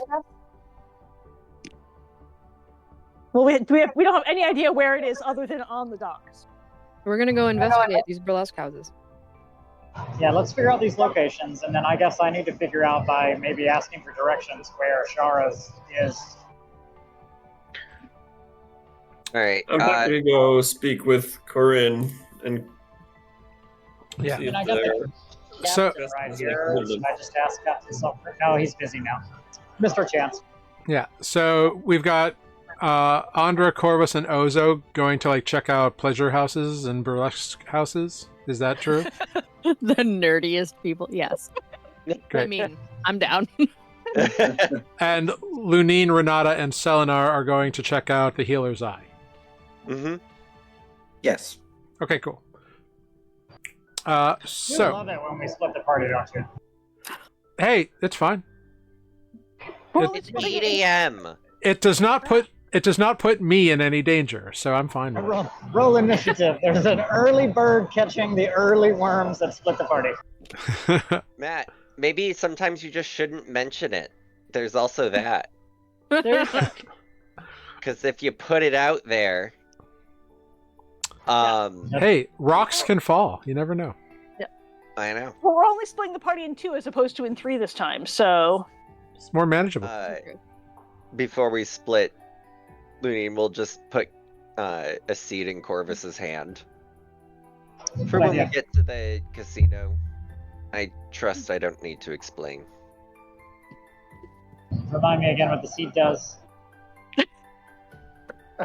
It gives me 1 minute of scrying.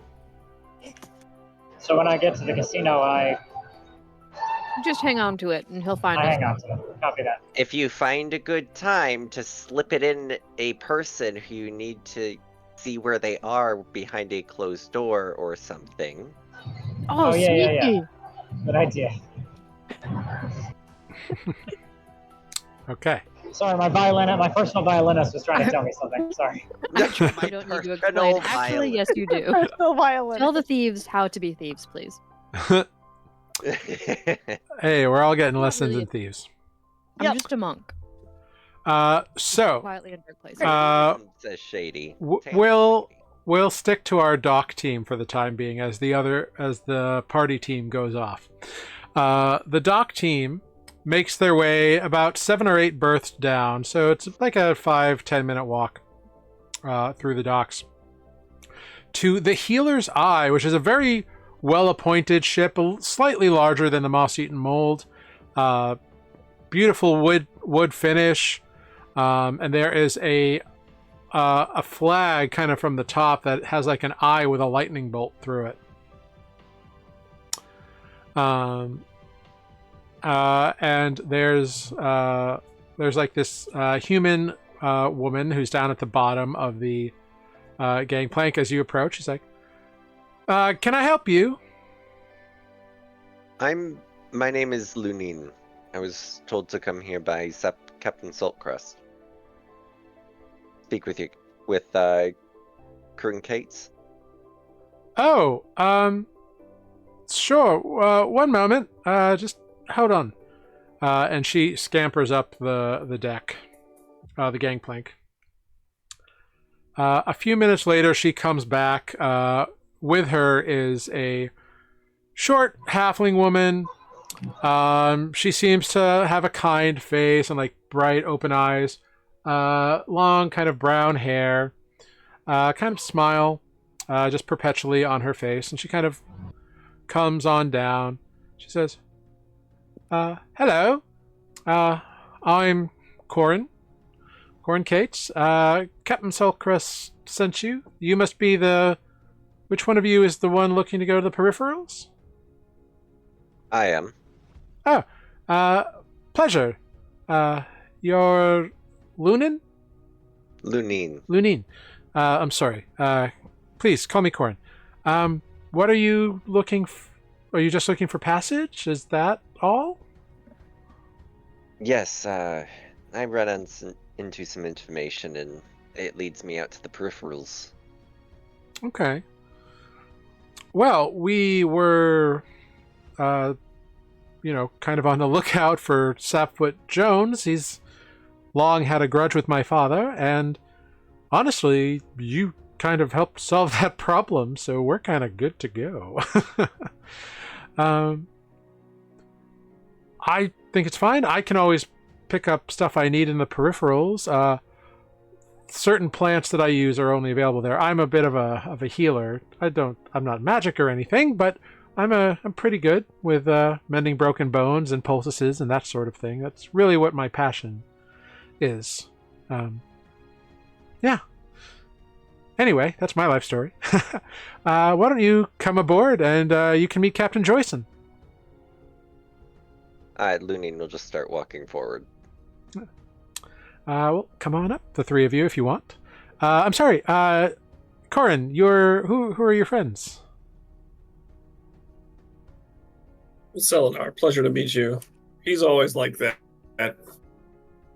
Well, it takes all kinds. It's a pleasure. I haven't met many full-blooded elves before.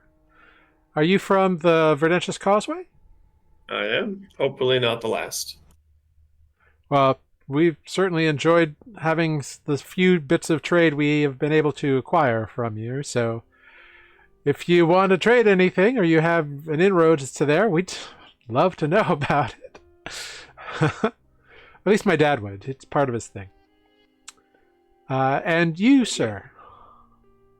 Renata Soul Angel, the one and only. Good to know. It's a pleasure, Corin. Nice to meet you.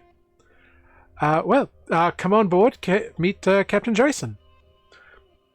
And so she walks you up, and on the aft deck, she brings you up to this human man,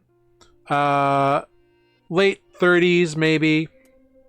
But you can see, even as he calls orders, he's like playfully jostling the crew. It's like, come on, I know you can do better than that. And like, kind of playful ribbing. He seems to be kind of a impish sort of character. He's always got like a slight smile going on. You see he is slender. He's wearing a long brown coat with a deep blue mesh shirt and a sash with kind of a purple tricorn hat.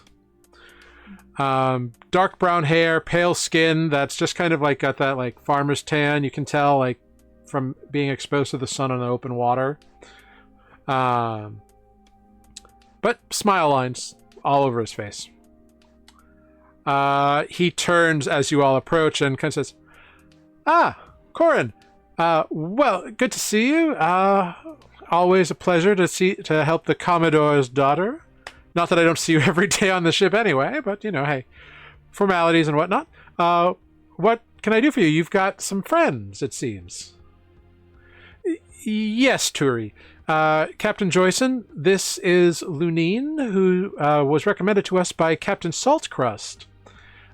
He is hoping to go with peripherals, and these are his friends and allies, Selenar and Renata Soul Angel. It's a pleasure to meet you all. Hello. Captain Turi Joyson. By all means, feel free to call me Captain Joyson. But I kid. So, you want to go to the peripherals, eh? Yes, specifically Shorebank. Shorebank? Alright, well, I know that place. We don't go there too often. And he kind of looks at Corin. But, should be alright. I think, Insight check? Yeah, go for it. Make an insight check.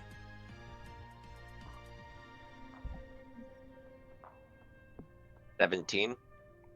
Nice. With a 17, it seems like when you mentioned Shorebank, like something flashed across his face. Not something that he's worried about, but something like a potential opportunity. Like he remembered something about Shorebank when you mentioned it, or something like that. It wasn't negative or dangerous. And he doesn't give off the vibe as someone who is like hiding like deadly secrets from you. Mm-hmm. And with a 17, I'll even tell you like his demeanor like seems legit. He just seems like a fun-loving, nice kind of guy, which is a little odd, but whatever works. I wasn't sure if it was like, you have to go or we have to go here, and then they're just like, oh, that place, kind of thing. Yeah. He doesn't seem concerned, so it's fine. Okay.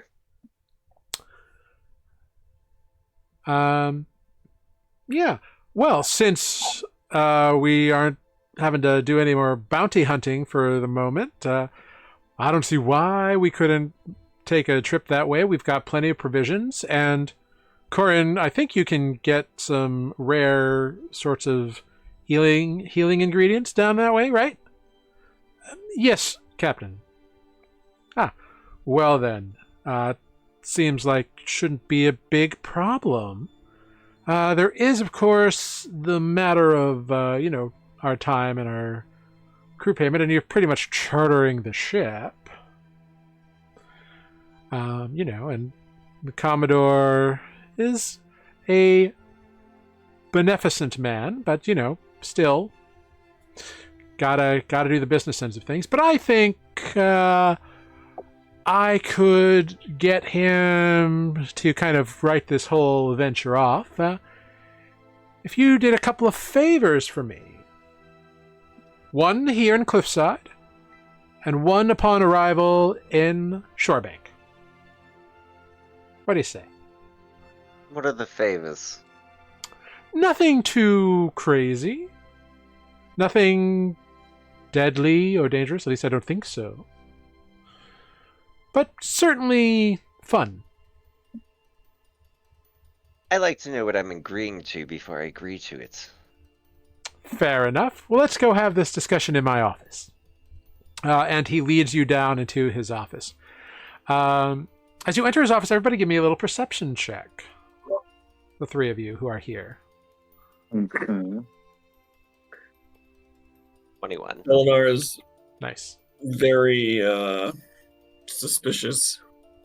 It's not a small expense to have a ship and a crew for I don't know how long it is, but Yeah. So, Selenar, you notice that this room is very, like, bare...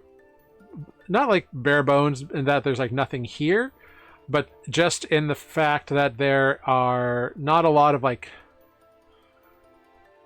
you imagine, like, a sea captain would have, like, expensive stuff, but he doesn't. He's very, like, kind of just comfortable, good enough, like, comfortable, but not ostentatious. What he does have is a variety of, like, knickknacks. You see, like, a portrait of a young human and a goblin with, like, red skin that seems to be, like, a few years old. Like, it looks like it might be him at a younger age with this goblin. You see a collection of portraits, small little, like, 2 or 3 inch tall ones that are of a variety of people, like different species and all kinds of stuff. So it seems like he keeps little things. Lunine, with a 21, you pick out that he's got a lot of photos, or a lot of portraits, rather. And you can tell that all of these portraits that he has, they're all grouped, like, together. And you get the sense that they're, like, an important cluster of people to this man. But you see one of them is kind of, like, put off to the side for the moment, like it's separated from the rest. It seems to be one of, like, a tiefling is kind of just separated off. A tiefling male, actually. But otherwise, it looks fairly innocuous. There's what looks to be like books and ledgers, kind of like on the shelves with, like, a latch over the shelf so they don't fall off in rough seas. And just kind of everyday stuff that a captain would have in here. Nothing sinister or ostentatious, but comfortable. And a well-made bed. Very well. Since we are here, and you see he kind of moves a little figure that he has, which, Lunine, you see that on the bottom of the figure as he, like, picks it up and puts it back on, like, a shelf with a little, like, guardrail. You see it's a little figure of a woman with, like, ivy wrapped around it and big old breasts. Like, cartoonishly so. And he just kind of puts it on the little shelf and kind of over the way. Well, so there's a certain individual in town. He's a moneylender located here in Cliffside. He has a private collection of all sorts of items, objets d'art, all that sort of thing. One such item is of great interest to me, and it's a small red granite figurine of a goblin who's got a bit of a spanner or a wrench in one hand, and is like a burst of energy coming out of the other one. It doesn't really have any monetary value or like cultural significance, but it is something that I lost to him once, and I would greatly desire its return.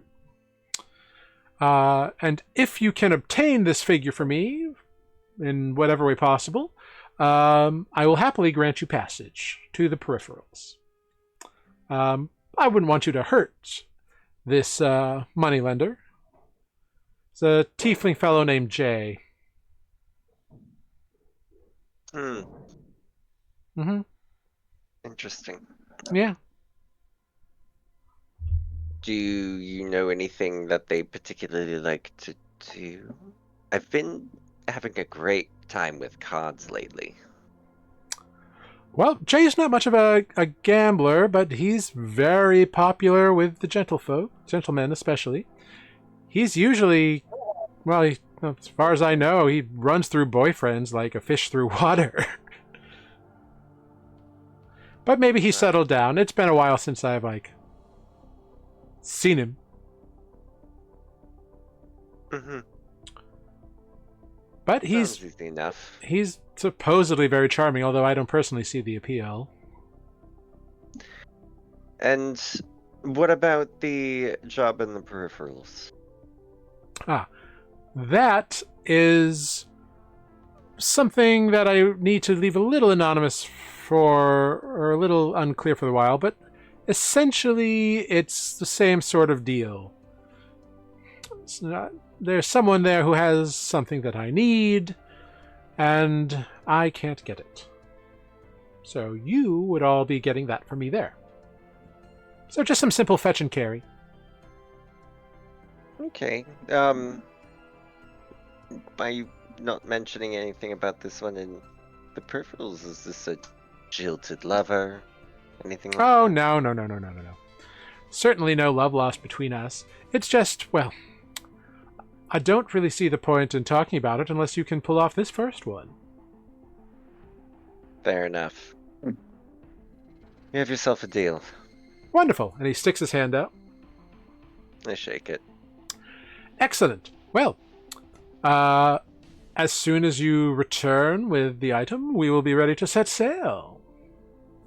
Or at least with the next tide following that information, so, depending on the time of day. Anyway, I know we have some business that we need to take care of tonight, but I don't see why not. We can at least start today and finish tomorrow. Oh, sure. Last I knew, he was working at a moneylending house up in the, the top tier here, the heart tier? I'm familiar with the heart tier. Yeah. I can give it a look. Yeah, go for it. Yeah. Well, we certainly don't mind lounging about in port, being paid to do so, so... Whenever you're ready, you can pop on by. You'll be hearing from me soon. We'll see you then. Wonderful. Have a fantastic day. Looking forward to it. You as well. Yeah. Looning's gonna get up and see himself out. Yeah, Corin is right outside. She's trying to say, so, did everything go okay with the captain? Yes. We just need to get the job done for him, and we'll be in contact soon. Oh, great. Do you mind if I ask what his job is? Do you think it's a good idea to speak here? She kind of looks around and she's like, if any of this crew overheard you telling me something, they wouldn't dare repeat it. Well, I suppose it has to do with some sort of tiefling male in this area. Ah, okay. All right. Okay. So, we'll be in touch. Well, see ya. Have fun. Looney's just gonna let out a sigh. Yeah. And she she walks you off the ship.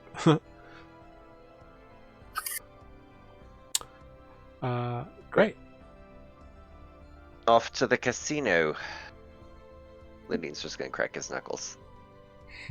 Okay, you Crack the card knuckles. begin wending your way up. So your little triad is heading up that way. Meanwhile, back at party group, you are heading into the further into the docks district to find these burlesque and pleasure houses. Yeah. Is that the one you're looking for first, the Cabana Nana? We're looking for the Cabana Nana. Yeah. I'm picturing not? like Anna. grandmothers in hula dresses. It is easy enough to get directions to the Cabana Nana. It seems like everybody knows where it is. It's like on the 3rd level of the docks, and you make your way over there. And it is a very like fanciful sign, like flowing scripts outside, hanging in common over the doors. And it says Cabana Nana, and it's got a photo of like a dancing feminine form on one side and a dancing masculine form on the other. And there is a large kind of barrel-chested human man outside, and he's like, "Hello, welcome to the Cabana Nana. It's my duty to inform you that weapons and fighting are not permitted inside. There is no spellcasting. It's just a good time to be had by all. Do you agree to these prepositions?" Yeah.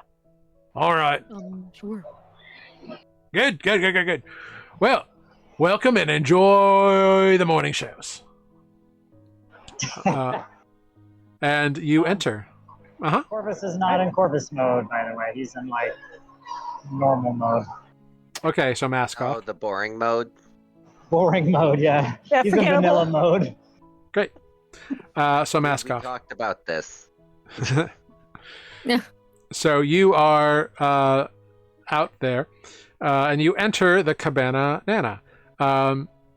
It is a lushly appointed place. It seems like there's been major remodeling done inside. It's got like columns that are like hourglasses, and it's got like a deep pit in the middle, and like large pillows and like booths and stuff that are like arranged. And it seems like they've taken out the ceiling to create a taller venue, at least in the central area here. And there's like a mezzanine kind of seating scenario going on, or a balcony or something like that.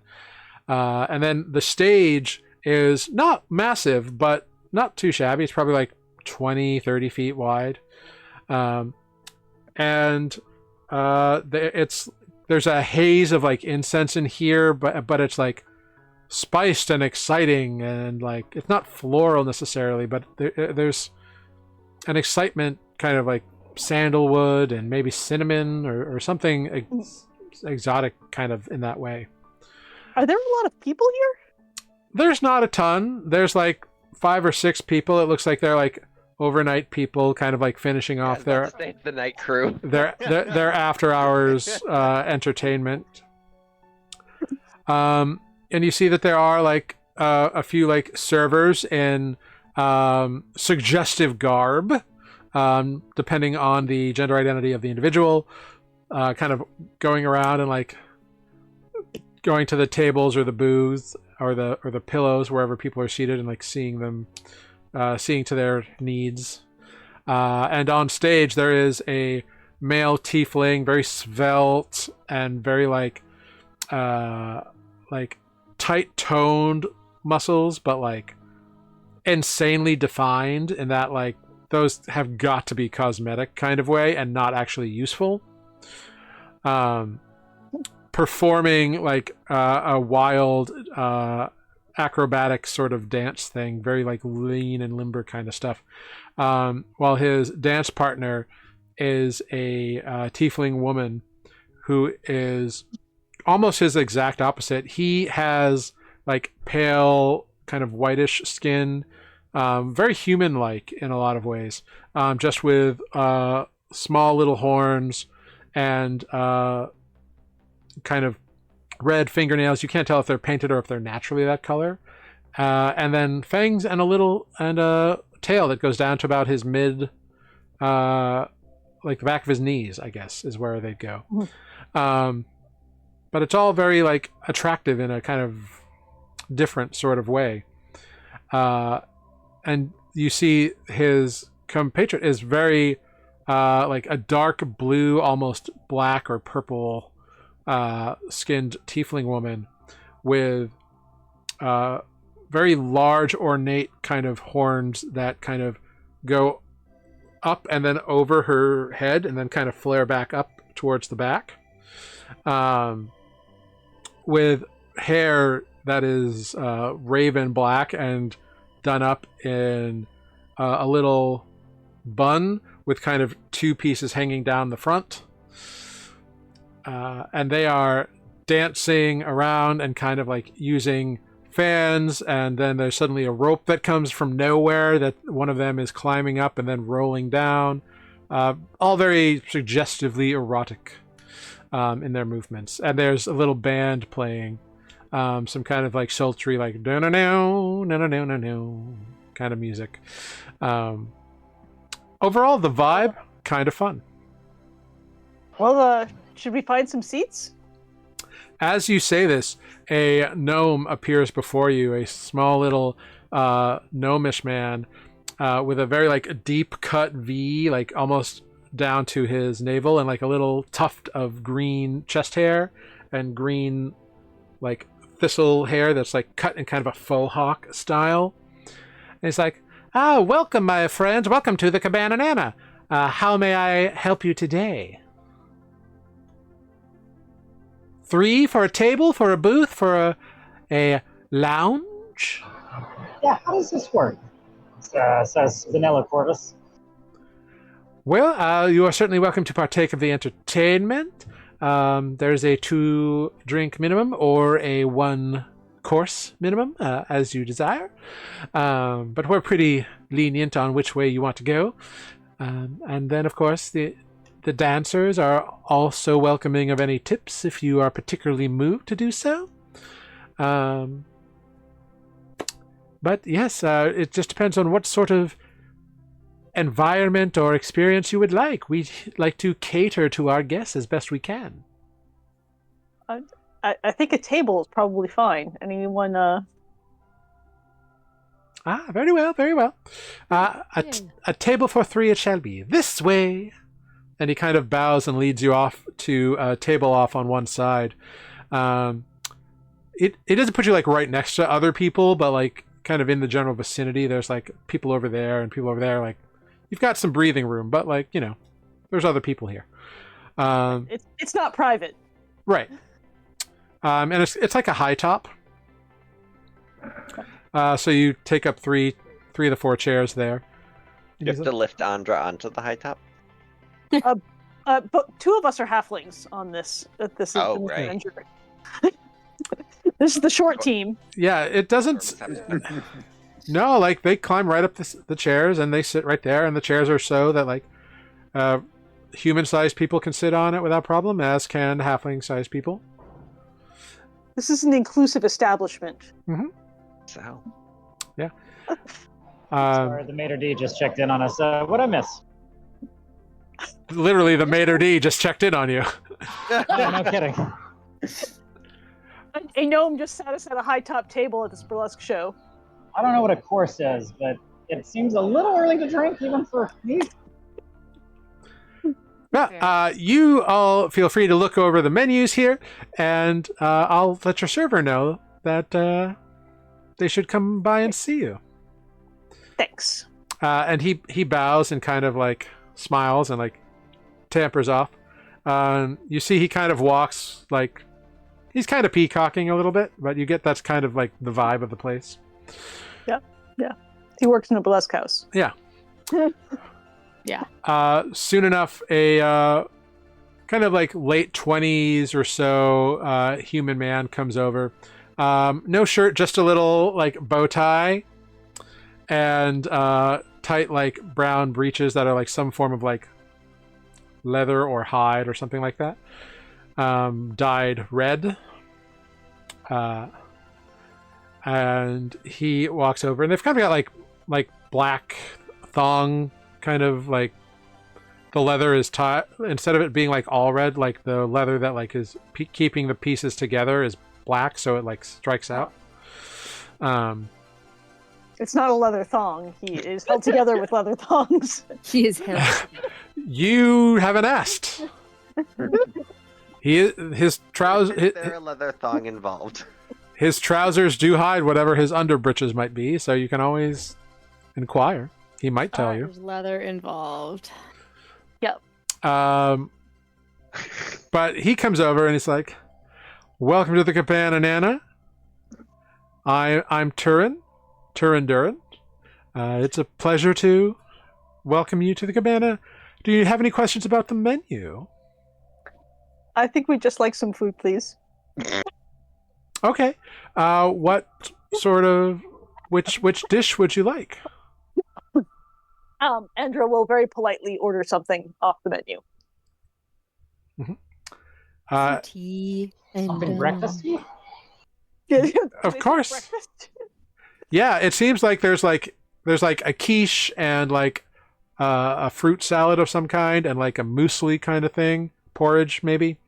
And then there's also like finger sandwiches and like that kind of stuff. Like it's like morning or late morning fare. It's kind of like what the deal is. Yeah. Andra will very politely order a quiche, a dish. Great. Yeah. So you get a dish. Ozo's going the beverage route. Food from half-naked men every day. some tea and some toast. Snacks, finger food. Absolutely. And he looks over to Chorus. And you, sir? Huh?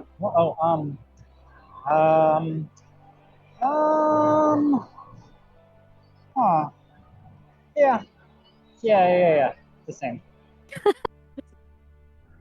Tea and toast or the quiche? Quiche. Okay. Final answer. You got it. I'll bring that right out. Enjoy the show. And he kind of winks at you all and sashays away. Vanilla Corvus is like looking around and looking distracted, but he's really looking around. Yeah.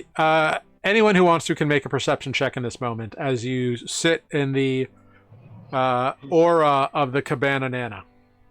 He's feigning Leather thong. distraction, I guess. Roll for leather thong.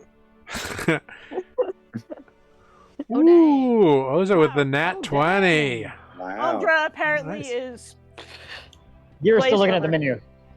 still reading the menu, concerned about what might be in my quiche. Why would that concern you? I don't know. I don't know, but I rolled a 10 and everyone else has rolled a 20-something, so...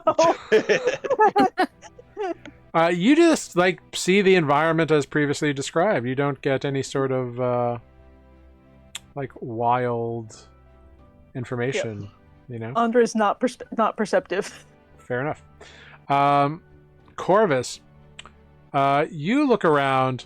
You're looking at the clientele. You're being very surreptitious about it, but like vaguely who you are looking for here. And with a 22, you very easily spot this human who is leaning back, kind of like chatting with one of the wait staff amiably, chatting with this lovely looking dark-skinned human woman.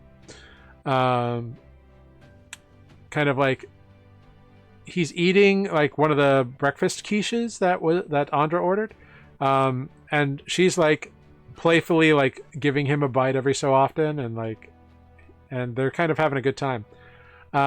You see that he's like average height, kind of a lean build, dark hair, bright blue eyes, but a very like slim mustache over his top lip. And seems to be very involved in his conversation with the woman. And when she goes away, his attention goes to the stage, and he's like clapping for the performance when the performance winds down. You think you found like his clothes look like they cost money, but you can tell with a 22 that they're just well maintained and well tailored. They're not actually like finely made. Ozo with a 25, you see this guy, but like he doesn't particularly strike out to you very much. With a 25, a natural 20, what you notice is an old woman standing behind a curtain, kind of watching from like up on the mezzanine, watching the entire place, and you see that little gnome, the green-haired gnome, walk up to her, and they have a brief conversation and motion in your direction.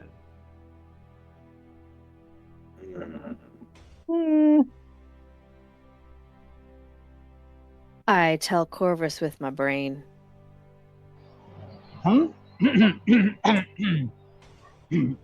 Sorry. Don't even Forget how look at that- him. I'm just telling him with my brain. Corvus will sort of like absent-mindedly looking, cast his gaze up that way. He's still trying to look like he's just sort of like, this is my first time at a Burlex house, and I want it to be obvious. Make a deception check. But is he deceiving or is he Is actually it really his first time? This is my secret, okay? The deception is to make it look like he's casually looking around. natural? Oh, yikes. Okay. A 10? Yeah, okay. Yeah, so you look... Not so good. I mean, so like, you think you are fine. What other people read, you'll never know. But eventually Turin comes back with the tea and toast and the 2 quiche and says, the quiche is really great today. I hope you enjoy it. It's chef's favorite to make, and fresh ingredients, fresh fish straight from the docks this morning. Oh, thank you. I'm sure it will be delightful. It really is. If I could eat it all day, I would, but, you know, I have to maintain my figure. And he kind of slowly runs a hand down his chest to his abdomen. Andra's going out of her way to be excruciatingly polite to this person. And that's it. Like, very, like, you know, oh yes, thank you so much for this recommendation. This will be lovely. Like, she's talking to a, you know, she's using her manners of a foreign servant. Yeah. Yeah, he responds very well to it, and you can tell he's like, oh, I like talking to this one. She's very nice. He doesn't linger once he drops off the food. He kind of like does a little check and then is like, okay, well, I'll be back in a little while. If you need anything in the meantime, you just put your hand up and I'll be right over. Thank you. And he departs. The food is very tasty. The toast is really good. The tea is very nice. Excellent. Yeah, it's a very like chill, like wake you up in the morning kind of blend, like green tea with like flavor. It's very nice. So you are all kind of like doing this thing, kind of watching this show. A new act comes on.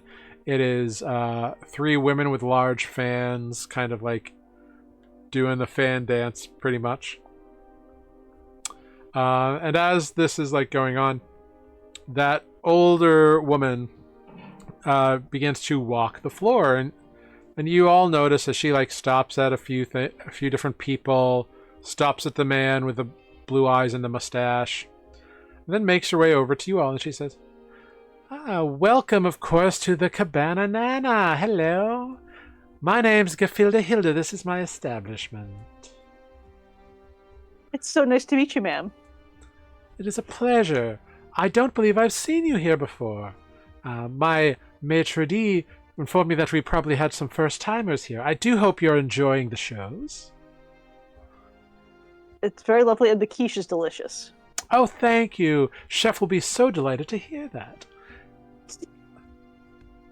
Is there anything that you might enjoy from a more personal endeavor? Perhaps a certain form of dance that the performers might put on?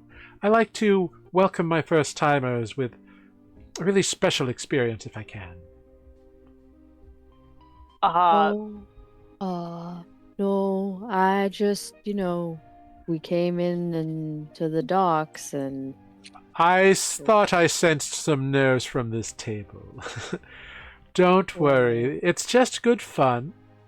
There's no need for pressure. I'm not trying to sell you anything. This isn't a bawdy house. It's not a pleasure cruise. We are simply enjoyment and entertainment for the eyes here. We are an art form. We're not sex workers, so you don't have to feel any kind of pressure in that regard. Although if you do desire that, I have a few places I could send you. Oh, such as? Orzo blushes. Well, there's Vom's Varietal not too far away. Vom's used to catering to all sorts of flavors. But that's neither here nor there. We here at the Cabana Nana pride ourselves on form and beauty and artistic expression and a good time for our clientele. Certainly we are happy to flirt to the level with which you are comfortable, but you never have to feel pressure or anything like that. If you understand my meaning, of course, dears. Well, the show is lovely. We're very much enjoying the art of it.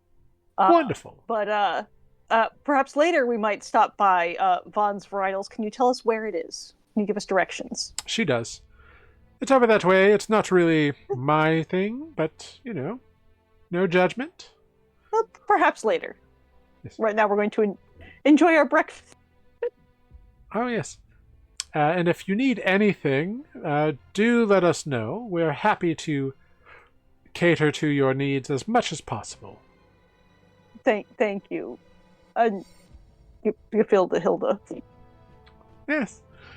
That's right. That's my name, Gefilde Hilda. It's lovely to meet you. A pleasure, of course. I do hope you enjoy the show, and I hope to see you again. Have a wonderful experience. Relax, dears. It's just good fun. And she kind of winks at the table and saunters away to the next group. Ozo and Corvus. Well, Ozo's definitely blushing, but in a this is weird. I'm not used to being this uncomfortable way. Was that a message sent to me, or was that just you blushing? That was just her blushing. No. Andre I agree. is, Corvus would be feeling the same. Andre is 100% reacting like she's at the ballet. Just very polite. Oh, yes, no, the show's very lovely. Uh-huh. Oh, I love that. That's genius. Yep. The next person out seems to be of indeterminate gender and is kind of wearing an outfit that is half masculine presenting and half feminine presenting, and split down the center or just mixed in. Just mixed in. It's hard to read, which you feel like that's kind of the point of the piece. And they perform a lovely bit of dance and acrobatics, and the time goes on as the show continues. Turin comes by every so often to see how you're doing, to see if you would like more food or beverages. It's really up to you how long you want to spend here at the Cabana Nana. It's funny. Go ahead. I mean, we got the information we came here for, right? We don't see whoever we're looking for. Well, I think I did, and if the DM tells me I may have satisfied my need for information, then we can try to find some excuse to leave and pay our tabs. Maybe leave a little cheap tip for the performers and certainly. I mean, the show has been quite lovely. So, Corvus, you've definitely caught your target. You're fairly confident that you've caught him. He matches the description that you were given. You're not close enough to really pick up on his voice or anything like that. But if you want to make a stealth check to see if you can sneak over that way, you are welcome to do so. Yeah, why not? What could go wrong? Yeah, there's nothing strange about sneaking up on other people at a burlesque show. It's less about it's less about being invisible and more just moving nonchalantly and being unnoticed. Yeah, so maybe I ask for the direction of the bathroom at one of the visits that were checked. Yeah. When we're being checked on, and I just use that as an excuse to wander that direction. Yeah. Understanding that there are not a lot of people here. It's not as easy maybe as it was at the casino. Yeah, it's not quite as easy, definitely. But you did notice that the lavatory is indeed in the direction you'd want to go. Whew. Okay. Yeah, so a 19, you're given the directions and you're able to kind of slip by and kind of, you use the excuse of someone else trying to like walk out of the way to kind of like be close to this guy for a minute. And like, and then like a server comes, and so you ask the server something about one of the dishes maybe, and pretty much just kind of like act like you don't care that there's someone else here, like in earshot of you. But now, go ahead, make an investigation check with advantage. Thank you. Because you have successfully navigated your way close enough to, like, get some skinny on this guy. Oh no, I'm so bad at this. Great. So, you get, you get his accent, and you get his, like, basic speech pattern. Not as much as you got off Sulfin, but Paris, you get the accent pretty good. The speech pattern, maybe not. You don't get any of his like specific mannerisms though, because your back is kind of to him, so you're just overhearing him. Copy. Yeah. All right. Well, this is going to be a plan B then. But then you make your way to the bathroom, use it or not as you need to, and then return to the group without being remarked upon by anybody. Okay. Maybe it is time. I'll tell the group, like, well, I think we can move on. Pay our tab. Yeah. Check out Should this come back mom. tomorrow. Maybe a little Of course. later in the day. Oh, yeah. Maybe it's more exciting. I mean, they were really good. The quiche was good. Quiche was delicious. Yes, I liked my tea. Yeah, I feel you're like later in the day, this might be more popular. yeah, definitely. All of your tabs are covered with like a gold piece each. So that's easy enough to do. Is the silver a weird amount to tip? I think I might actually know. I think like Corvus is probably spending enough time That's- to see parts of that's- town to know. That's 10%. So Yeah. come on. Yeah. Yeah, I mean there is a little collection box next to the stage, not like in the middle, but kind of off to the side. And you've seen a couple people like drop coins in there. Andra will drop 2 silver in the tip thing. Okay. Tip box. So will Ozo. Ozo is going to copy all of the proper behaviors that Ozo is seeing Andra display. Okay. And you settle on up, and you can exit the Cabana Nana. Where are you going next? I don't know. Hey, Corvus, did you get everything you needed? Yeah. All right. I guess we go meet up with our friends, unless anyone wants to go to Vaughn's Varietals now.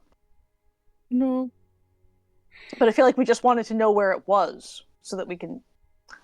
I think we should walk past it, just to see Sure. where it is, since we got directions. Yeah, Sounds good to me. easy enough to do. I'm just gonna walk past it and get yeah. a sense of where it is. Yeah, you walk past it. The directions are not too difficult. And what you see is a, nice little building. There's a couple balconies that are like built out, and there are some very attractive people just kind of like on the balconies waving at passersby of a variety of genders, identities. And you see a big, tall, like half giant woman out front with a very business-like longsword at her hip.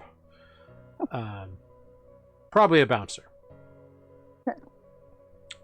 We're just walking by. We're not going in. Mhm. We're not stopping to talk to anybody.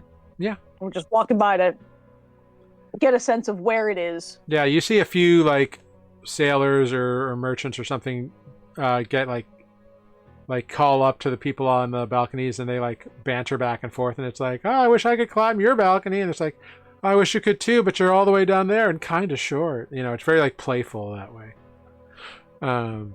So these kind of like repartee kind of goes.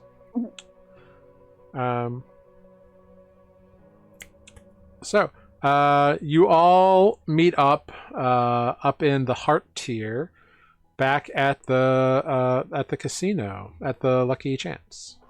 What do I need to?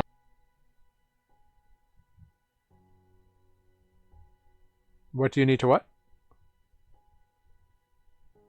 And we lost him. Wow. Is the heart tier is yes. Casino, obelisk, temples. I would like to duck into a temple. Any old temple. Don't actually care what to what god, but I'm looking for a Cool. So the holy road, you do have to like divert away from the rest of your friends to get there, but you can do so. Ozo will go too. Ozo I'm gonna- prefers temples to casinos.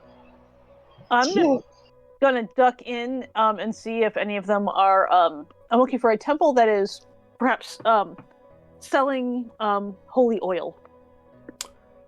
Yeah, you head over to Holy Road, this neighborhood. Go ahead, make a perception check. Oh, I'm really bad at those. Oh, yep, no. There's temples. There's some temples. Yeah, they're not like next to each other. There's like it's like a temple's over here, and then it's like its surrounding neighborhood, and then there's like a temple over there. It's surrounding neighborhood. So Any of my temples? you do not see any. Well, make a perception check. Actually, They're on the side of your face. quiet you. Cool. 16's pretty good. You do not see any to the Oaken Father, but go ahead, make a religion check for me, Ozo.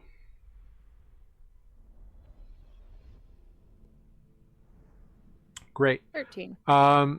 You do recognize the symbol of the leaf heart on one of the buildings, as well as that of the law builder, the guiding light, the fated matron, the dream weaver, and the platinum hope. Like there's a signpost that has like you see a couple of them like fairly nearby, and then on this signpost you see the symbols with like arrows pointing in the directions of these other temples. Cool. And you do notice with a 16 perception check that this is not a lively area. But you would also know that the world is in this weird, like, gods are kind of out of style at the moment. There is a group of people over off on one side, like handing out pamphlets that look to be members of the anti-god order, or the anti-god movement, rather. They're not proselytizing, they're just like talking to people who are walking by and like offering out, like, you can't really tell quite what they're saying, but they seem to be like having discussions with people and offering out little like leaflets. The cult of no cults. Yeah. Selenar and I met them when we went to the Heights the other day. Oh, interesting. But yeah, I just want to buy some holy oil. Yeah. Oh, holy oil? I don't know. Where could we buy some of that? Can Ozo help? Yeah. Go ahead, Ozo. Roll a d6 for me.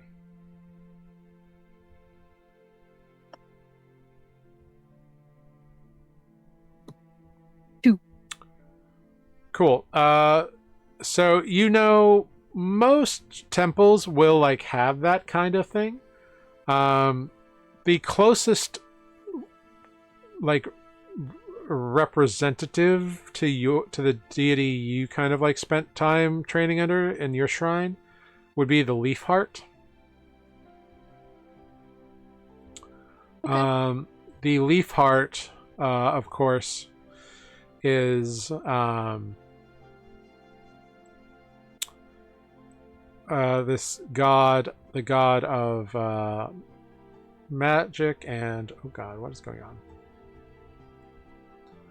on? The god of like magic and arts and preservation. So it's not really nature, but like it's a lot of like natural people kind of revere them because they have like magic in general. So like the magic of the world kind of like falls in with that. Sure. And they do have a history with like more like natural societies. It's a weird thing. Adjacent-ish. Yeah. All right. Well, we could go in there. Most of these places probably have oil. You could maybe ask, and they're kind of a cool temple god thing. Cool. I don't much care what god, but I need some holy oil. All right. I mean, we could go ask them. All right. We'll walk into the first temple we pass. Yeah. Leaf Father, or yes, The leaf heart. Yeah. Leaf Heart. Yeah. Or whichever one Ozo wants to go to. Andra is not especially fussed about. Yeah. You head into the temple. You head over there. And there is a half-elven woman who like notices you enter and walks up to you. She's wearing like light blue and green kind of robes. Like a cerulean and a chartreuse kind of vibe. Symbol of the leaf heart kind of hanging from a chain around her neck. Welcome, pilgrims, to the Study Defiant. How may we assist you this day? Do you seek benedictions? Do you seek wisdom? How can we aid your studies? I am looking for some oil. Just oil? Andra is studying many things and is a seeker of knowledge in many ways. And we are traveling through and simply desire to expose ourselves to additional perspectives and traditions, including what types of oils are used in your temple. I am but from a small temple in a rural place, and so I don't know the answers to the questions that Lady Andra asks, but I thought perhaps this temple would be a suitable place for her to begin her journey and her curiosity. Make a persuasion check. Andra We is would just like some holy oil, please. Andra is just staring because she has never heard Ozo say this many words at once. Neither has Ozo, but Ozo decided that this is what they were doing. But Ozo has a -1 because they're weird. She's definitely like cocks an eyebrow and says, well, if you desire anointed oils, that's doable, sure. You would like just a single vial or tincture, or are you performing a rite of some kind? Flask? All right. Well, it's vials is kind of how we sell it, unless you buy it by the jug, for lack of a better term. Jug! I don't think we need a jug. I think a vial will be just maybe 2 vials. Okay. Like a growler of holy oil. Yes. You don't know. She like struggled for the word because she's a little thrown off by Ozo. Ozo is like doing the most like proper face that they can manage. Looking very serious and calm. I'm envisioning like a milk jug full of oil. It's more like a jar, but she was just thrown by the weirdness of the little halfling who's wearing a lower face mask. It's like, okay. But she brings you over to a small chamber, and puts a ladle or a dipper device into a large vat and kind of pours it into a couple of small vials. Says a few incantation or a few blessings over it. Says, I hope these will aid you in whatever pursuits of the craft you are searching for. That will be a 3 silver donation to the temple, please. Certainly. I will, in fact, give her 5 silver for her temple. Oh, thank you. Your beneficence shall go a long way. Thank you. In the name of the Leaf Heart, may your studies be true, may your insights be gainful, and may you preserve life in all ways. And also with you. She smiles. Ozo is just bows and walks away very carefully. I've never seen Ozo move like this before. She nods to you and kind of watches you leave, and as you exit, you depart, and the scene that you are not aware of is she turns to her friend next to her. She's like, "That guy was fucking weird." Out the door, and Ozo just goes, and walks away silently. All right. Well, this has been a morning to the casino. Just How does Renata do it? How does Renata do it? I'm from the woods. You did great, says Corvus. Deception check is. I'm gonna roll it right now. Yeah, did you? I do have a question. Uh-huh. You don't have to answer it right now with our precious little time. But my violinist has gone home for the night, so I can actually hear people. I want to send a message to Cash, and I have been meaning to do that since the day I got here and kind of forgot about it. Yep. I forget the exact whereabouts of Shara. That is the person I have written down. Yes. There's a place that she resides. Yes. They reside? Yes. Sherar's Divinatorium.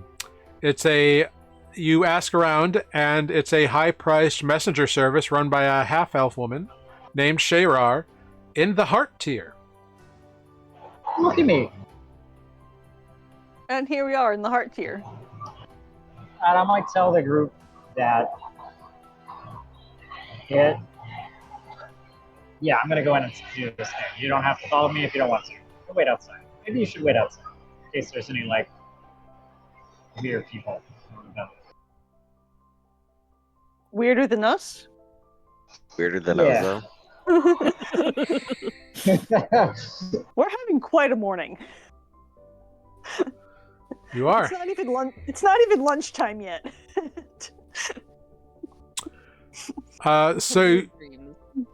So you walk in, Corvus, to Sherar's Divinatorium, and you see it is a building that the insides is lined with blue silks and purple silks and green silks and just kind of calming colors, very draped and kind of swung like little curtains all over the place. And this half-elven woman comes out and she says, welcome to the Divinatorium. My name is Sherar. How may I serve you today? I'm curious, and I'm also just realizing I didn't have any good way to put my mask on without looking foolish. I'm curious if you can tell me the price of a few items. She raises an eyebrow, and she's like, well, that depends, of course, on where you are trying to get a message to. Meridian. Ah, Mendarian, eh? Mendarian, sorry. Yeah. Meridian's the Where am I? wizard. Yeah. There are quite a few well-known figures in Mendarian. May I ask how you would be paying for this?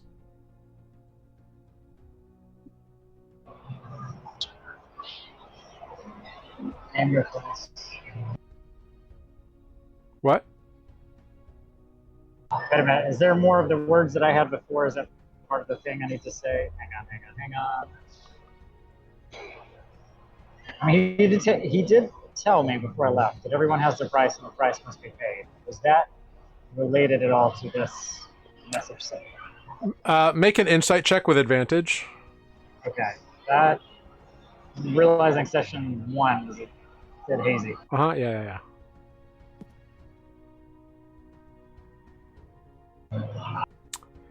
Yeah, when she says, like, she says there are many important figures in Mendarian, and then looks directly at you and says, "And how will you be paying for this?" You get the idea that if you say the right single word, you're in, and you know what the word is, because it's also your boss's name. Oh, yeah, of course. Cash. Ah, of course, the best way for everything, for every price to be paid. Tell me home with them. Yes, by all means, why don't you come this way? And she shows you through a curtain into a small divinatorium kind of room. Inside there is a pool of water, like a pedestal kind of pool, like a bird bath almost, with a glass orb on it. Would it, for an air of flair and mystery, would it be possible, you think, given that maybe I have done this before, to, as she turns her back to lead me into the place, I put my mask on and sort of draw my hood? Yeah, you can do that. So you put your hood up, you put your mask on. She seems unfazed by it when she shows you into this room. She says, "You will have 1 minute of conversation with the target of this spell. Do you understand?" Yes. Very well. And she begins a ritual. It takes her about 10 minutes. But then you see the orb glows and her eyes glow and kind of roll into the back of her head. And out of her mouth, you hear, "Yes? Who is looking for me now?" It's corpse. "Ah, little cousin, how goes things in Cliffside?"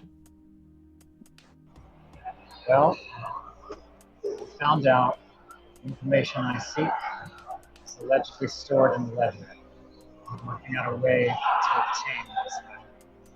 I'm studying a few of his lieutenants. I'm working on maybe using them as a means of disguise to get inside. Sounds like you've got a well-oiled plan in the motions. I know this doesn't last long, so let me just say that you have my utmost confidence, dear cousin. And please, do be quick about it. I would hate for any amount of time spent lingering to go against you in your mission. I understand. Putting things into motion as quickly as we can. And I'll send a message here whenever I'm finished. Wonderful. Thank you, and please, be careful. I do enjoy your company. Talk soon. And you disconnect, and the orb dims. The light fades from her eyes, and she. Oh, I trust that was an enjoyable conversation. Yes. Necessary check-in. I'm sure. Whatever is I don't keep a record of these things, so if you need to make any further inquiries or send any other sort of detailed reports, do come back. I will be. Hopefully so. Wonderful. May your path be clear before you, and she waves you out the door. I owe you anything for your time. I'm well taken care of for my services. I understand. Well,